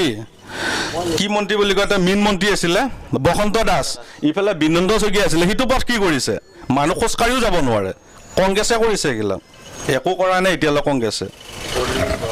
কিন্তু মই আপোনাক এটা বিশেষ কথা জনাব বিচাৰোঁ এই সময়ত ডক্টৰ জয়নাথ শৰ্মা কংগ্ৰেছলৈ আহিছে আৰু কিন্তু ডক্টৰ জয়নাথ শৰ্মাৰ ৰাজনৈতিক যিটো জীৱন সেইটো কি মই বিশেষ ক'ব নাযাওঁ কিন্তু অসমৰ কিন্তু প্ৰেক্ষাপটত যিটো শৈক্ষিক জীৱন সেই শৈক্ষিক জীৱনত জয়নাথ শৰ্মাই কিন্তু এখন বহুত ডাঙৰ ইনষ্টিটিউট আমাৰ কাৰণে বনাই থৈ দিছে যিখন অসমীয়া মানুহৰ কাৰণে বহুতেই প্ৰয়োজনীয় এটা কথা জয়নাথ শৰ্মাক এজিপিৰ পৰা কিয় খেদিলে টিকট কিয় নিদিলে তেওঁ মন্ত্ৰী আছিলে ৰেভিনিউ মিনিষ্টাৰ আছিলে তেওঁ 20 বছৰ এখন স্কুল ষ্টুডিঅ' বনালে এজন মানুহ ভাল নহয় সমাজৰ কাম কৰক আপুনি এটা কথা কওক ৰাজনীতি চব কৰি আছে ইয়াতে বৰলগুৰি চিপাঝাৰ বুলি নকওঁ অল আছামটো ৰাজনীতিৰ ক্ষেত্ৰত ওপৰত কিন্তু এটা কথা কওক আমাৰ বৰলগুৰি মানুহে বৰলগুৰিত টকশ্ব' চিপাঝাৰ হস্পিটেলত ইমাৰ্জেঞ্চি ৰোগী এটা নিলে তাতে ICU ব্যৱস্থা নাই সেইবিলাক কৰক ইমাৰ্জেঞ্চি ডক্টৰ নাই সেইবিলাক কৰক এতিয়া আমাক এনেকুৱা এজন বিধায়ক লাগে মাটিৰ লগৰ মানুহ হুইজ বিনন্দ শইকীয়া হুইজ কংগ্ৰেছ এইবিলাক আমি কোনো নিবিচাৰোঁ পাৰ্টি লাগে ধন্যবাদ জনাইছোঁ আপোনালোকৰ সেই বহুতেই তাৎপৰ্যপূৰ্ণ মন্তব্যবোৰৰ বাবে আমি নিশ্চিতভাৱে পুনৰ আপোনালোকৰ মাজলৈ আহিম কিন্তু এইখিনিতে এক চমু বিৰতি আৰু বিৰতিৰ পিছত আমি পেনেল ডিছকাশ্যনলৈ যাম আৰু পেনেল ডিছকাশ্যনৰ পিছত পুনৰ এই অনুষ্ঠানলৈ আহিম টকশ্বৰ পিছতে আৰু আমি পুনৰ পেনেল ডিছকাশ্যনলৈ মই ডক্টৰ আখতাৰুল ইছলাম হাজৰিকা আপোনালোকক স্বাগতম জনাইছোঁ আৰু আমাৰ লগত আগৰ দৰে উপস্থিত আছে আব্দুল আজিজ ডাঙৰীয়া আৰু বদন চন্দ্ৰ শইকীয়া ছাৰ ইয়াৰ লগতে মই দুজন অতিথি আপোনালোকৰ লগত চিনাকি কৰিব বিচাৰিছোঁ পেনেল ডিছকাশ্যনত এয়া অংশগ্ৰহণ কৰিছে দৰং জিলা আম আদমিৰ সভাপতি ব্ৰেজাক হক ডাঙৰীয়াই আৰু লগতে আছে ফজলুৰ ৰহমান ফাইজ বদলগুৰি মণ্ডল কংগ্ৰেছৰ সভাপতি আমি পুনৰ আহিছোঁ এইবাৰ আমাৰ লগত দুটা ৰাজনৈতিক দলৰ প্ৰতিনিধি আছে তেওঁলোকৰ লগত আলোচনা হ'ব এই ক্ষেত্ৰত আমি পুনৰ ৰাজনৈতিক সচেতনতা বিষয়টো আনিছোঁ আৰু আগতে আমাৰ বিষয়টো উত্থাপন হৈছিল যে নতুন মুখ আৰু পুৰণা মুখ আমি সেই তিনিজন মুখৰ কথা কৈছিল আব্দুল আজিজ ডাঙৰীয়াই যি কথাষাৰ কৈছিল সঁচাকৈয়ে বহুত গুৰুত্বপূৰ্ণ কথা কিন্তু সেই বিষয়টোৰ ওপৰতে পুনৰ আলোচনা হ'ব আমাৰ লগত অংশগ্ৰহণ কৰিছে ফজলুৰ ৰহমান ফাইজ মই তেওঁৰ পৰা জানিব বিচাৰিম কি ক'ব আমাৰ আজিৰ প্ৰেক্ষাপটত ৰাজনৈতিক সচেতনতা সন্দৰ্ভত কি নতুন মুখৰ আমাৰ প্ৰয়োজন আছে নেকি চাওক প্ৰথমতে মই আখতাৰুল ইছলাম অলৰেডি ধন্যবাদ জ্ঞাপন কৰিছোঁ আৰু নতুন মুখৰ প্ৰয়োজনীয়তা সম্পৰ্কে তেওঁ যদি মোক প্ৰশ্ন কৰিছে আচলতে এইটো নতুন মুখ পুৰণা মুখ নতুন মানুহ পুৰণা মানুহ এই গোটেই বস্তুটো নিৰ্ভৰ কৰে মানুহজনৰ আচলতে মানুহজন কেনেকুৱা মানুহ এজন পুৰণা মানুহ হ'লে যে তেওঁ বেয়া মানুহ হ'ব এজন নতুন মানুহ হ'লে যে তেওঁ ভাল মানুহ হ'ব এইটো আচলতে তেনেকুৱা ধৰণৰ এইটো সূত্ৰ তাতে একো নাই মানুহ এজন ভাল মানুহ হ'ব লাগে নতুনেই হওক বা পুৰণাই হওক মানুহজন ভাল মানুহ হ'ব লাগে মানুহজন কৰ্মঠ হ'ব লাগে এজন কৰ্ম কৰা মানুহ হ'ব লাগে এজন বহুত সচেতন মানুহ ভদ্ৰ মানুহ তেওঁ যদি আকৌ একো দেশৰ হকে ৰাইজৰ হকে একো কাম কৰিব নোৱাৰে সেইটো একো অৰ্থ নাই আকৌ যদি এজন মানুহ ধৰক অলপ চটপট মানুহ কিছু কথাত অলপ খেলি মেলিও আছে কিন্তু ৰাইজৰ হৈ মানুহজনে বহুত খাটিব পাৰে বহুত কৰিব পাৰে তেনেকুৱা মানুহৰ জানো সমাজত প্ৰয়োজন আছে গতিকে ভূপেন হাজৰিকাৰ ভাষাত মদাৰৰে ফুল হেনো পূজাতে নালাগে লাগে মাত্ৰ সমাজতে ৰং সানিবলৈ গতিকে কেতিয়াবা মদাৰৰ ফুলৰো প্ৰয়োজন আছে এইখন সমাজত গতিকে মানুহৰ যিটো ক্লাছিফিকেশ্যন এইটো ক্লাছিফিকেশ্যন আমি নতুন পুৰণা আদি কৰা কথাটো আমাৰ ভুল হ'ব মই ভাবোঁ এইটো ভুল কথা এইটো ক্লাছিফিকেশ্যন কৰিব লাগিব মানুহজনৰ কোৱালিটিৰ ওপৰত কেনেকুৱা কোৱালিটি কিবা এটা আমাক পৰিৱৰ্তন লাগে নেকি পৰিৱৰ্তনৰ কাৰণে আমাক নতুন মুখ আমি সেই কথাটো ক'ব বিচাৰিছোঁ কাৰণ 25 বছৰ বিধায়ক আছিল ডক্টৰ জয়নাথ শৰ্মা আৰু তাৰপিছত বিনন্দ কুমাৰ শইকীয়া আমাৰ নতুন মুখৰ সেইকাৰণে মই কৈছোঁ যে এইখিনি সময়ৰ যিখিনি উন্নয়ন তাতকৈ আৰু অধিক হ'বলৈ আমাৰ নতুন মুখৰ প্ৰয়োজন আছে নেকি মানুহ নতুন মুখৰ মানুহ হ'লে আমাৰ অনভিজ্ঞ মানুহ হ'ব ৰাজনৈতিক ক্ষেত্ৰত তাক অনভিজ্ঞতা থাকিব যদি দুৰ্নীতিপৰায়ণ ব্যক্তি নহয় তেতিয়াহ'লে পুৰণা মুখৰ মানুহৰ বেছি প্ৰয়োজন মানুহজন প্ৰথমতে চাবলৈ তেওঁ দুৰ্নীতিপৰায়ণ নেকি যদি দুৰ্নীতিপৰায়ণ নহয় মানুহজন তেতিয়া পুৰণা মানুহজন শ্ৰেষ্ঠ হ'ব আৰু যদি তেওঁ দুৰ্নীতিপৰায়ণ তেতিয়া হয়তো আমি নতুন মানুহ বিচাৰিম যে তেওঁৰ বিৰুদ্ধে বহুত দুৰ্নীতিৰ অভিযোগ আছে গতিকে আমি নতুন মানুহ বিচাৰিম তেতিয়া কিন্তু আমি যিটো দেখা পাইছোঁ যে ডক্টৰ জয়নাথ শৰ্মা তেওঁৰ বিৰুদ্ধে কিন্তু দেখাত বহুত আমি দুৰ্নীতি একো দেখা নাই আজিলৈকে তেওঁৰ বিৰুদ্ধে কোনো গোচৰ আমি দেখা নাই গতিকে দুৰ্নীতি নোহোৱা মানুহ যেতিয়া তেওঁকতো আমি সমৰ্থন কৰিমেই কিন্তু যদি তেওঁৰ দুৰ্নীতি থাকিলেহেঁতেন তেতিয়াহ'লে আমি নিশ্চয় নতুন মানুহ আজি বিচাৰিলোহেঁতেন কিন্তু আমি নতুন মানুহ এইকাৰণে বিচাৰা নাই তেখেতে তেখেত এজন দুৰ্নীতিমুক্ত মানুহ গতিকে আমাৰ দলীয় ফালৰ পৰা তেখেতৰ ওচৰত আমাৰ সমৰ্থন আছে গতিকে তেখেত দুৰ্নীতিমুক্ত মানুহ হিচাপে তেখেতৰ সমৰ্থন আছে আৰু দলীয় হিচাপত আমি এইখিনি স্থিতি আমি স্পষ্ট কৰি দিছোঁ যে তেখেত আমাৰ দলীয় ফালৰ পৰা এজন যোগ্য মানুহ আৰু তেখেতক আমি চিপাঝাৰ সমষ্টিৰ ৰাইজে বিপুল ভোটে জয়ী কৰাব গতিকে মোৰ এইখিনি আশা মই এইখিনিতে জনাব বিচাৰিছোঁ আমাৰ লগত দুগৰাকীকৈ বিশ্লেষক আছে তেওঁলোকৰ নিজৰ বিশ্লেষণ এইখিনিৰ ওপৰত প্ৰদান কৰিব কিন্তু মই আম আদমীৰ দৰং জিলাৰ সভাপতি ৰাজ্জাক দাৰ ওচৰৰ পৰা জানিব বিচাৰিম ফজলুৰ ৰহমান ফাইজৰ যিখিনি কথা সেইখিনি প্ৰত্যুত্তৰত আপোনাৰ কি হ'ব কথাখিনি হয় এতিয়া জয়নাথ শৰ্মা ডাঙৰীয়া কথাটো আহিছে তেখেতৰ ক্লিন চাৰ্টিফিকেটখন এখেতে দিব নোৱাৰে তেখেতৰ ক্লিন চাৰ্টিফিকেটখন দিব চিপাঝাৰবাসী ৰাইজে যোৱা সময়ছোৱাত চিপাঝাৰবাসী ৰাইজৰ তেখেতে কি উন্নয়ন কৰিছে কি হোৱা নাই সেইখিনি চিপাঝাৰবাসী ৰাইজে বিশ্লেষণ কৰিব তেওঁ দলীয় মানুহ এজনে যদি তেখেতৰ লাগে বুলি চাৰ্টিফিকেট এই চাৰ্টিফিকেটখনটো হয়তো চিপাঝাৰ সমষ্টি মানুহে গ্ৰহণ নকৰিব পাৰে মই এইখিনিতে আপোনাক ইণ্টাৰাপ্ট কৰিছোঁ মই জনাবিছোঁ আপুনি যিহেতু সেই দলটোৰ মানুহ নহয় কিন্তু আপুনি এটলিষ্ট এনেকুৱা এটা কথা কৈ দিয়ক যিটোৰ কাৰণে ডক্টৰ জয়নাথ শৰ্মাৰ সেই যিটো এওঁৰ কথাখিনি মিছা প্ৰমাণিত হয় আপুনি তেনেকুৱা এটা উদাহৰণ দি দিয়ক এতিয়া উদাহৰণ দিব মানে যোৱা সময়ছোৱাত তেখেতে চিপাঝাৰ সমষ্টিৰ কাৰণে কি অৱদান দিছে প্ৰথম কথা চিপাঝাৰবাসী ৰাইজে সেইখিনি বিশ্লেষণ কৰিব কৰাৰ পিছত চিপাঝাৰ সমষ্টিৰ বাবে পুৰণা মানুহজন এইবাৰ যোগ্য হয়নে নহয় সেই প্ৰত্যুত্তৰটো অহা 11 এপ্ৰিলত ৰাইজে দিব সেইখিনি অপেক্ষাত আছে আৰু এটা কথা কৈছোঁ কংগ্ৰেছ চৰকাৰ আচলতে আমি কংগ্ৰেছী মানুহ আছিলোঁ এটা সময়ত আজিকালি মানুহবিলাক এটা কথা ক'ব বিচাৰে বোলে আমি আটা পিটাৰ দিনৰ পৰা কংগ্ৰেছত ভোট দি আছোঁ হাতত ভোট দি আছোঁ সঁচা কথা কিন্তু আমি হাতত ভোট দিব যাওঁতে আমি কোনজন মানুহক ভোট দি আছোঁ নে সমাজৰ কাৰণে উন্নয়ন কৰা মানুহজনক দি আছোঁ নে তেওঁ ঘৰৰ কাৰণে উন্নয়ন কৰা মানুহজনক দি আছোঁ এই কথাটো কিন্তু আমি চাব লাগিব গতিকে আজি প্ৰত্যেকটো খোজতে আজি চাইছোঁ আজি কংগ্ৰেছ চৰকাৰে যথেষ্টখিনি অসমত পইচা দিছে কেন্দ্ৰীয় চৰকাৰে সেই পইচাখিনি কিন্তু অসমত ভালদৰে খৰচ নহ'ল কৰোৰ টকা অসমৰ পৰা ঘূৰি গ'ল কিয় গ'ল কাৰণ কংগ্ৰেছ চৰকাৰত যিবিলাক মন্ত্ৰী বিধায়ক আছে তেওঁলোক অকমান্য তেওঁলোকৰ দক্ষতাৰ অভাৱ আছে সেইকাৰণে তেওঁলোকে হয়তো অসমত ভালকৈ কাম কৰিব পৰা নাই আজি মই সোনিয়া গান্ধী ৰাহুল গান্ধী গাড়ী পাৰিব নাযাওঁ কিয় নাযাওঁ তেওঁলোকে কিন্তু কেতিয়াও পইচা নপৰাকৈ অসমত থকা নাই অসমত যথেষ্টখিনি পুঁজি তেওঁলোকৰ চৰকাৰটোক দিছিল কিন্তু অসমত যিখিনি তৰুণ গগৈ চৰকাৰৰ নেতৃত্বত যিখিনি মন্ত্ৰী এম এল এ বিধায়ক আছে তেওঁলোকে কিন্তু অসমত এই পইচাবিলাক ভালদৰে খৰচা কৰিব নোৱাৰিলে তেওঁলোকে কমিশ্যনৰ ভিত্তিত কাম কৰি আছে আজি চাওক পঞ্চায়তত যিবিলাক প্ৰতিনিধি থাকে তেওঁলোকে যি 2500 টকা তেওঁলোকে দৰমহা পায় সেই দৰমহাখিনি এজন মেম্বাৰে নাপায় গতিকে সেই মেম্বাৰজনে ইলেকশ্যনৰ সময়ত যিখিনি পইচা খৰচা কৰে সেই পইচাখিনি ক'ত পাব গতিকে আজি মন্ত্ৰী এম এল এ বহুত পইচা লৈ আছে লাখ কোটি টকা লৈ আছে কিন্তু তৃণমূল পৰ্যায়ৰ যিখিনি কৰ্মী আছে কংগ্ৰেছৰ সেই কৰ্মীখিনিয়ে চৰকাৰৰ পৰা সুবিধা পোৱা নাই সেইকাৰণে তেওঁলোকে কি কৰিছে ৰাইজৰ মাজৰ পৰা চান্দা তুলিবলৈ আৰম্ভ কৰিছে সেইকাৰণে আঁচনিৰ নামত আজি এজনী বিধৱা মহিলা বাচি যোৱা নাই যে এখন কম্বলৰ নামতো 30 টকা দিব লগাইছে দুৰ্ভাগ্যজনক কথা তথ্য সহকাৰে মই প্ৰমাণ দিব পাৰিম চিপাঝাৰ সমষ্টিৰ এজন শিক্ষকে স্কুলত যিটো আমাৰ দুখীয়া ল'ৰা ছোৱালীক মানে ড্ৰেছ দিছে সেই বস্তু কিন্তু মঙলদৈ দোকানত গৈ বিক্ৰী কৰিছে সেইটো এখন মই চাইছোঁ মই কেমেৰা কৰি লৈ আহিছোঁ মই এইখিনিত আপোনাক বিশেষভাৱে সুধিব বিচাৰিছোঁ আপুনি যিহেতু সেই প্ৰুফ দিম বুলি কৈছে আপুনি আমাৰ এই স্কাৰ অফ ইণ্ডিয়াৰ বিশেষ অনুষ্ঠানত আপুনি ক'ব পাৰিব নেকি নহয় মই সময় আজি মই ৰাজহুৱা নকৰোঁ সময় সাপেক্ষে সময় আহি আছে মই সময়ত ৰাজহুৱা কৰিম কিন্তু মই ক'ব বিচাৰিছোঁ যে কৰাপশ্যনৰ পৰা এজন দুখীয়া ঘৰৰ এটা শিশু দেৱতুল্য শিশু এটাও বাচি যোৱা নাই আজি পেটৰ তাৰণাত ককবকাই থকা বিধৱা মহিলা এজনো এই কৰাপশ্যনৰ পৰা বাচি যোৱা নাই গতিকে ইমান দুৰ্নীতি হৈছে দুৰ্নীতিয়ে অসমত মানে চৰম সীমা অতিক্ৰম কৰিছে আজি চাওক বিনন্দ শইকীয়া ডাঙৰীয়া কংগ্ৰেছ ত্যাগ কৰাৰ পিছ মুহূৰ্তত চিপাঝাৰত এনেকুৱা এটা অস্থিৰ অৱস্থা হ'ল যিটো সময়ত কংগ্ৰেছী মানুহবিলাকে মাক দেউতাক ঢুকুৱা ল'ৰা ছোৱালীৰ নিচিনা অৱস্থা হ'ল তাৰপিছত কি কৰিলে কংগ্ৰেছ নেতৃত্বই ওপৰৰ নেতৃত্বই কি ক'লে যাকেই থাকে তুমি অমুক তুমি মণ্ডল কংগ্ৰেছৰ সভাপতি তুমি মণ্ডলৰ ছেক্ৰেটাৰী সেইবিলাক মানুহক এই কংগ্ৰেছ চৰকাৰত ইন কৰিলে তেওঁৰ যোগ্যতাৰ আগমুহূৰ্তত এখেতে কৈছে সেইজন মানুহৰ যোগ্যতা আছে আমি চাব লাগিব কিন্তু যোগ্যতা নচকে সেই মানুহবিলাকক যে এইবিলাক কামত ইউজ কৰিলে তাৰপিছত তেওঁলোকে কি কৰিলে চৰকাৰৰ সময়ত বিভিন্ন আঁচনি আহি গ'ল আৰু এই আঁচনিবিলাক এই দুখীয়া মানুহৰ ওপৰত বিক্ৰী কৰিবলৈ লৈছে গতিকে মই ক'ব বিচৰা নাই কংগ্ৰেছ দলটো বেয়া বুলি ক'ব বিচৰা নাই ভাৰত স্বাধীন হোৱাৰ পিছৰ পৰা কংগ্ৰেছে শাসন কৰি আছে তেওঁলোক ভাল দল বুলি মই ক'ব বিচাৰোঁ কিন্তু কংগ্ৰেছ দলত যিসকল নেতা আছে মাননীয় মুখ্যমন্ত্ৰী তৰুণ গগৈ ডাঙৰীয়াই তেওঁৰ মন্ত্ৰী বিধায়কক কণ্ট্ৰল কৰিব পৰা নাই আজি আমোলা বিষয়ক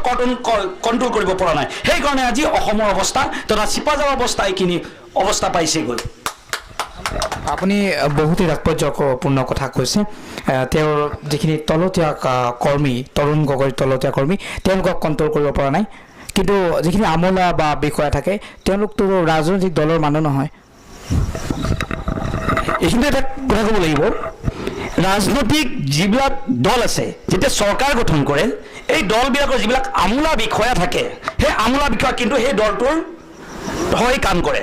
গতিকে প্ৰত্যেকটো কথা এই তাৰ পৰাই নিয়ন্ত্ৰণ হৈ যায় গতিকে চাওক আজি এটা কাম পাবলৈ হ'লে 10-20% পৰ্যন্ত দিব লাগে এই পাৰ্চেণ্টেজৰ কমিশ্যনটো ক'ত গৈ আছে এইটো কথা চাব লাগিব গতিকে দিছপুৰৰ পৰা একেবাৰে পঞ্চায়তৰ মেম্বাৰজনলৈ যিমানখিনি এটা আমাৰ চেইন আছে এই চেইনডালত কিন্তু প্ৰত্যেকটো বিভাগতেই কিন্তু দুৰ্নীতি হৈ আছে সেইকাৰণে হয়তো আজি চিপাঝাৰত আম আদমি পাৰ্টীৰ জন্ম হ'ল আম আদমি পাৰ্টীৰ নেতা আহিল যদি দুৰ্নীতিয়ে নাথাকিলেহেঁতেন যদি জয়নাথ শৰ্মা ডাঙৰীয়া ইমান এজন জনপ্ৰিয় প্ৰতিনিধি হ'লহেঁতেন আৰু তাৰপিছত জয়নাথ শৰ্মা বিনন্দ শইকীয়া হয়তো চিপাঝাৰ সমষ্টিত আৰ্মিভাৱ নহ'লহেঁতেন আজি বিনন্দ শইকীয়া যদি ইমান তেওঁ ভাল মানুহ হ'লহেঁতেন আজি হয়তো আম আদমি বা অন্য দলৰ নেতা আজি চিপাঝাৰ সমষ্টিত নাহিলহেঁতেন গতিকে এইটো কথা ক'ব বিচাৰিছোঁ আমি চিপাঝাৰ সমষ্টিৰ ৰাইজক মই আজি এই মিডিয়াৰ জৰিয়তে এটাই আহ্বান জনাম চাওক আমি চিপাঝাৰবাসী ৰাইজ আমাৰ সৰ্বাংগীন উন্নয়ন হ'ব লাগে আমি ব্যক্তিগত স্বাৰ্থক গুৰুত্ব দি আছোঁ কিন্তু আমি সমাজখনক গুৰুত্ব দিয়া নাই গতিকে মই আহ্বান জনাইছোঁ এইখন মঞ্চৰ পৰাই আমি প্ৰত্যেকৰে নিজৰ আমি দায়িত্ব স্বীকাৰ কৰি আমি যেনেকৈ ঘৰখন ভালকৈ মানে পৰিচালনা কৰোঁ ঠিক তেনেকৈ আমি সমাজখন পৰিচালনা কৰাৰ আমাৰ কৰ্তব্য আছে কাৰণ আমি সমাজত বাস কৰোঁ আমিতো জংঘলত বাস নকৰোঁ গতিকে আমি যদি সমাজৰ ব্যক্তি হয় আমি যদি অসমীয়া মানুহ হয় কথা এটা আছে অসমীয়া মানুহ সহজ সৰল যদি আমি সহজ সৰল মানুহ হয় আমি সহজ সৰল সাধাৰণ মানুহবিলাকৰ কেনেকৈ জীয়াই আছে কেনেকৈ জীৱন নিৰ্বাহ কৰি আছে এইবিলাক কথা আমি চিন্তা কৰাৰ সময় আহি পৰিছে ধন্যবাদ জনাইছোঁ আপুনি বহুতেই তাৎপৰ্যপূৰ্ণ কথা কৈছে কিন্তু এইখিনিৰ ওপৰত মই ফজলুৰ ৰহমান ফায়েজ মই আপোনাৰ পৰা জানিব বিচাৰিম এটা কথা কৈছে যে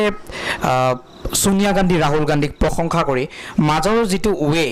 মাজৰ যিখিনি মানুহ সেইখিনি মানুহক অলপমান কৈছে যে তেওঁলোকৰ যিখিনি পইচা আহিব লাগে তৃণমূল পৰ্যায়লৈ সেই পইচাখিনি নাহে পঞ্চায়ত মেম্বাৰলৈ যাৰ বাবে তেওঁলোকে অনৈতিকভাৱে মানুহৰ পৰা আকৌ কিছুমান অতিৰিক্ত পইচা লয় কিমান দূৰ সত্য বা আপোনাৰ দৃষ্টিভংগীত এই কথাখিনি যিহেতু আপুনি এজন ভাৰতীয় জাতীয় কংগ্ৰেছৰ মণ্ডল পৰ্যায়ৰ সভাপতি গতিকে আপুনি কি ক'ব এই ক্ষেত্ৰত ইয়াৰ প্ৰত্যুত্তৰত হয় কথাটো কয় কথা কোৱাটো সহজ পৃথিৱীত আটাইতকৈ সহজ কামটো হ'ল কথা কোৱাটো গতিকে কথা যেনেধৰণে কৈ থাকিব পৰা যায় কিন্তু কাম কৰাটো অলপ জটিল আৰু কাম কৰোঁতে কিন্তু মানুহৰ ভুল হয় যি মানুহে কাম কৰে তেওঁৰ ভুল হৈ যায় তো কাম নকৰা ঘৰত বহি থকা মানুহৰ ভুল একো নহয় এজন মানুহে যে একো কাম নহয় তেওঁৰ একো ভুল নহয় কিন্তু তেওঁ যদি কিবা কাম কৰিব যায় তেওঁ অলপ ভুল হয় মানে মানুহ মতে কিছুমান কামত ভুল হয় গতিকে কাম কৰা মানুহৰ সমালোচনা থাকে সব কংগ্ৰেছ দলে কাম কৰে সেইকাৰণে কংগ্ৰেছ দলৰ অলপ সমালোচনা থাকে যদি একো কাম নকৰিলেহেঁতেন তেতিয়াহ'লে একো সমালোচনাও নহ'লে কিন্তু এই কথাটো আপুনি সত্য বুলি কৈছে নেকি যে তৃণমূল পৰ্যায়ৰ মানুহখিনিয়ে পইচাখিনি নাপায় তাৰ বাবে তেওঁলোকে অনৈতিকভাৱে ধনটো সংগ্ৰহ কৰে এতিয়া এটা কথা আছে চাওক তৃণমূল মই এই ক্ষেত্ৰত অনুৰোধ জনাইছোঁ বাহিৰৰ পৰা তেওঁলোকে যে টক শ্ব'ত পেনেল ডিছকাশ্যনত তেওঁলোকে ডিষ্টাৰ্ব নকৰে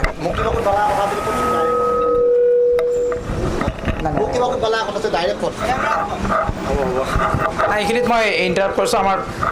মই অনুৰোধ জনাইছোঁ তেওঁলোকে যাতে টক শ্ব'ৰ মাজৰ পৰা পেনেল ডিছকাশ্যন বদল কৰি মানে ক'ত ঘৰৰ নামত পইচা লয় নেকি কোনে লৈছে পইচা ঘৰৰ নামত কোনে পইচা লৈছে কি কথা কোনে লৈছে পইচা ঘৰৰ নাম পঞ্চায়তৰ মেম্বাৰ নেকি কাক ভোট দিছিলে ধনী চহৰীয়া সভাপতি হৈছে নিৰ্দলীয় সভাপতি হৈছে বদলগুৰি সভাপতি কথা কওঁতে সাৱধানে কথা কবি কিয় আমি কুট বনোৱাৰ পাব্লিকত দিব তেতিয়া কবি পেনেল ডিছকাশ্যন চলি আছে প্লিজ মই আপোনালোকক প্লিজ অনুৰোধ জনাইছোঁ মই বিশেষভাৱে অনুৰোধ জনাইছোঁ এই বৰ্তমান পেনেল ডিছকাশ্যন চলি আছে মই পুনৰ টক শ্ব'লৈ যাম বৰ্তমান পেনেল ডিছকাশ্যন চলি আছে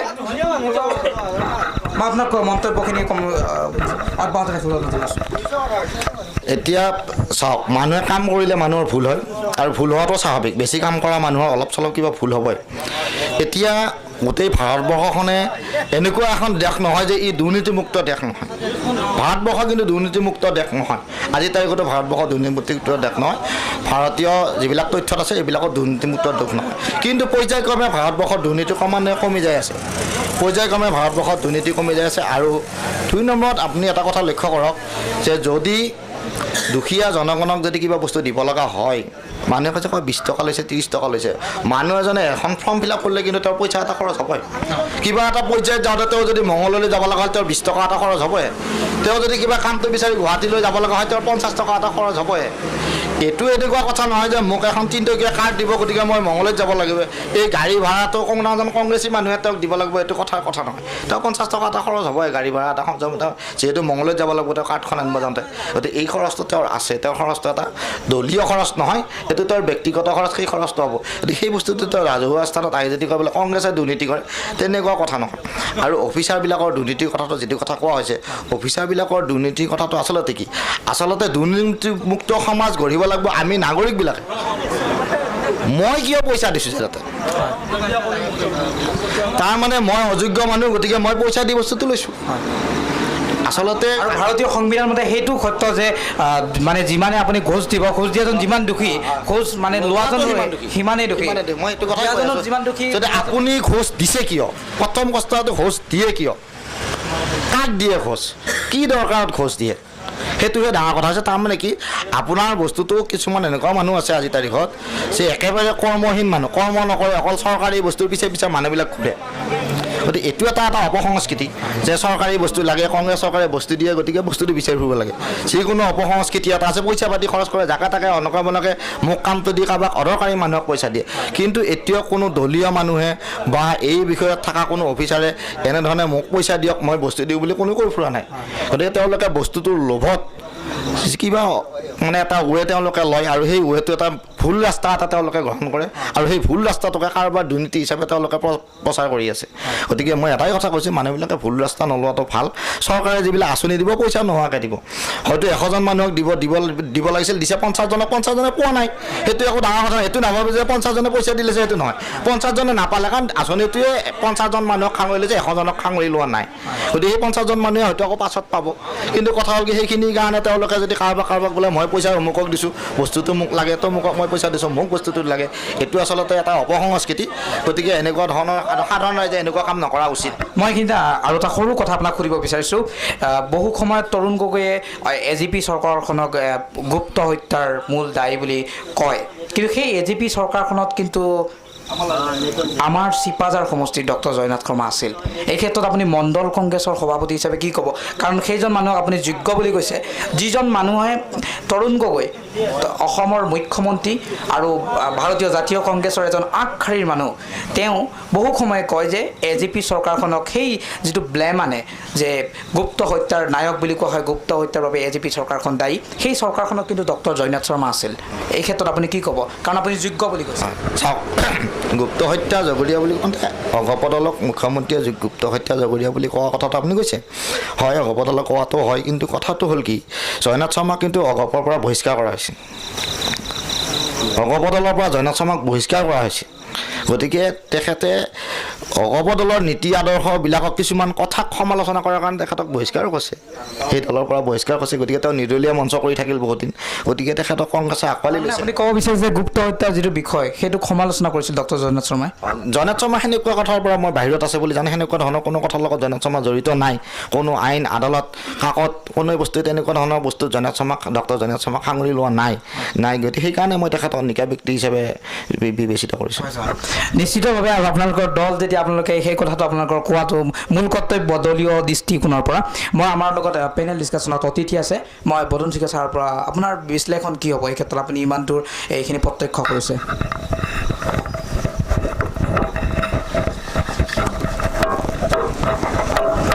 ধন্যবাদ ইছলাম হাজৰিকা ডাঙৰীয়া আৰু শ্ৰদ্ধাৰ ৰাইজ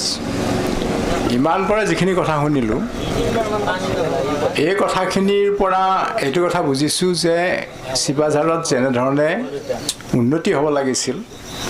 তেনেধৰণে কোনো ক্ষেত্ৰতে উন্নতি হোৱা নাই ইয়াত বহুত সমস্যা আছে বানপানীৰ সমস্যা আছে দৰিদ্ৰতাৰ সমস্যা আছে আৰু দৰিদ্ৰতাৰ সমস্যা থকাৰ কাৰণে ইয়াত মানে 3 টকীয়া 2 টকীয়া এই বিলো পভাৰ্টি লেভেল তেনেকুৱা অসংখ্য ইয়াত আছে তাৰমানে উন্নতি হোৱা নাই আৰ্থিকভাৱে উন্নতি হোৱা নাই আনএমপ্লয়মেণ্ট প্ৰব্লেম আছে মানে বহুত শিক্ষিত যুৱক ইয়াত কৰ্মসংস্থানহীন হৈ বহি থাকিবলগীয়া হৈছে তাৰোপৰি ৰাস্তা পদূলিৰ কথা তেখেতসকলে কৈছে কমিউনিকেশ্যন ছিষ্টেম যিটো বাই দেওমৰ্ণিৰ ৰাস্তাটোৰ কথাকে দেখুৱাইছে আৰু ভিতৰুৱা আৰু বহুত ৰাস্তা আছে য'লৈ যাব নোৱাৰি বাৰিষা যাব নোৱাৰি তেনেকুৱা কমিউনিকেশ্যনৰ মানে হেৰি আছে আৰু কৰাপশ্যন যিটো কথা কৈছে কৰাপশ্যনটো অল অভাৰ ইণ্ডিয়া কৰাপশ্যন গোটেই সমগ্ৰ বিশ্বত আমি এতিয়া গোটেই ইণ্ডিয়াৰ কথাত আমি ব্যস্ত হোৱা নাই আমি আমাৰ যিটো সমষ্টি সেই সমষ্টিৰ লৈ বা অসমৰ যিটো ৰাজনীতি তাক লৈ আমি ব্যস্ত হৈছোঁ গতিকে অসমত কৰাপশ্যন হৈছে এইটো ঠিক কৰাপশ্যনৰ সীমা সংখ্যা ইয়াত নোহোৱা হৈছে আৰু কৰাপশ্যন এটা লেভেলতে সীমাবদ্ধ থকা নাই ফ্ৰম টপ টু বটম একদম চকীদাৰৰ পৰা আৰম্ভ কৰি একেবাৰে হাই লেভেললৈ হাইয়েষ্ট লেভেললৈকে ইয়াত কৰাপশ্যনৰ এটা চেইন গঢ়ি উঠিছে গতিকে ইয়াত ইমানবিলাক সমস্যা আছে আৰু যিমান দিন ইয়াত মই কাৰো কোনো পাৰ্টিৰ কথা মই নকওঁ কোনো ব্যক্তি ৰাজনৈতিক নেতাৰ বিষয়েও মই ক'ব যোৱা নাই যেনেধৰণে উন্নত হ'ব লাগিছিল ঠিক তেনেধৰণে এই যোৱা বছৰ কেইটাৰ ভিতৰত মানে হোৱা নাই AGPৰ কথা কোৱা হৈছে AGPৰ দিনতো 2টা টাৰ্ম তেওঁলোকে পাইছে কংগ্ৰেছে বহুত দিন কৰিছে বিজেপিয়েও কৰিছে বিজেপিয়ে ইয়াত কৰাই নাই এতিয়ালৈকে গতিকে ইমান দিন পোৱাৰ ভিতৰতো কোনো উন্নতি একো হোৱা নাই তাৰোপৰি এই নতুন মুখ বা পুৰণি মুখ এই কথাটোলৈ এটা বিতৰ্ক এটা হৈছে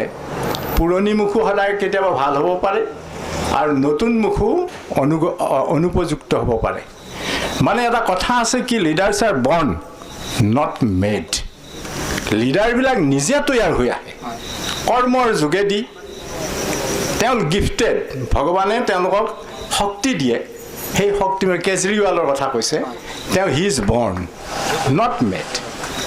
নৰেন্দ্ৰ মোদী আহিছে হি ইজ বৰ্ণ নট মেড মহাত্মা গান্ধী আহিছে হি ইজ বৰ্ণ নট মেড তেনেধৰণৰ ইন্দিৰা গান্ধী আহিছে নট মেড নট বৰ্ণ হি ইজ বৰ্ণ নট মেড জৱাহৰলাল নেহৰু আহিছে সেইবিলাক বৰ্ণ লিডাৰ্ছ গতিকে এই যিটো নতুন মুখৰ কথা কোৱা হৈছে তেওঁলোক আমি জোৰ কৰি কোনোবা এজনক লিডাৰ পাতিম সেইটো কথা হ'ব নোৱাৰে নিজে নিজে গঢ় লৈ আহিব লাগিব আৰু এটা কথা মই ক'ব খুজিছোঁ politics without principle is very very dangerous politics যদি আদৰ্শবিহীন যদি পলিটিক্স যদি হয় politics without ideology leaders without principle leaders without character leaders without ideology very dangerous মানে লিডাৰ হ'লে উইদাউট ছেক্ৰিফাইচ যদি নাথাকে লিডাৰৰ তেতিয়া নিজৰ স্বাৰ্থৰ কাৰণে যদি তেওঁলোকে কৰে তেতিয়াহ'লে আব্দুল আজিজ ডাঙৰীয়া আমাৰ লগত আছে আমি যিখিনি কথা আলোচনা কৰিলোঁ ইতিমধ্যে সেইখিনি সন্দৰ্ভত আপুনি 2 মিনিটৰ ভিতৰত আপুনি কথাখিনি কওক বিশ্লেষণ আপোনাৰ কি ধন্যবাদ মোৰ বিশ্লেষণটো আপোনালোকে ভাল ধৰণে শুনিব কথাটো এইটোৱে যে আমি যিবোৰ কথা শুনিলোঁ জনসাধাৰণৰ যিবিলাক দুৰ্গতি তেওঁলোকে যিবিলাক কথা কৈছে কৰাপশ্যনৰ কথা কৈছে কিবা কৈছে আৰু দলীয় নেতৃবিলাকে যিবিলাক কথা কৈছে বা আমাৰ সন্মুখে যিবিলাক নেতা আহিছে ইলেকশ্যন হ'ব ইয়াত এটা বস্তুৰ চৰ্ট আছে প্ৰথম কথাটো হৈছে কি নেতাবিলাকে MLA হৈ কি কৰিব তেওঁৰ কোনো ভিজন নাই এইটো এটা স্পষ্ট হ'ল যে তেওঁ কিয় MLA হ'ব আকৌ তেওঁ কিয় MLA হ'ব বাৰে বাৰে তেওঁ MLA কিয় হ'ব এই কথাটোৰ কোনো উত্তৰ নাই আৰু জনসাধাৰণেও নুশুনে এইটো এটা আটাইতকৈ ডাঙৰ চৰ্টেজ হৈছে 2 নম্বৰটো হৈছে কি আপোনালোক এতিয়া সংবদ্ধ নহয় যেনেকৈ ৰাজনৈতিক দলৰ কংগ্ৰেছৰ এটা বিশাল মানে এটা দল আছে AJPৰ দল আছে আম আদমীৰ দল আছে তেনেকৈ সমাজৰ কোনো দল নাই গতিকে মই আশা কৰিছোঁ এই আপোনালোক সচেতন হ'ব আপোনালোকে সমাজৰ দলটো তৈয়াৰ কৰিলে সমাজৰ নেতৃত্বৰ ব্যৱস্থা কৰি ল'ব তেতিয়া আপোনালোক মুখামুখি হ'ব পাৰিব ৰাজনেতা আৰু সমাজৰ নেতা তেতিয়াহ'লে আমাৰ উন্নতিটো বা দুৰ্গতিবিলাকৰ সংশোধন হ'ব ধন্যবাদ জনাইছোঁ আমাৰ পেনেল ডিছকাশ্যনৰ অতিথিসকলক আৰু আমি ইয়াৰ পিছতেই আমাৰ টক শ্ব'লৈ যাম কিন্তু এইখিনিতে এক চমু বিৰতি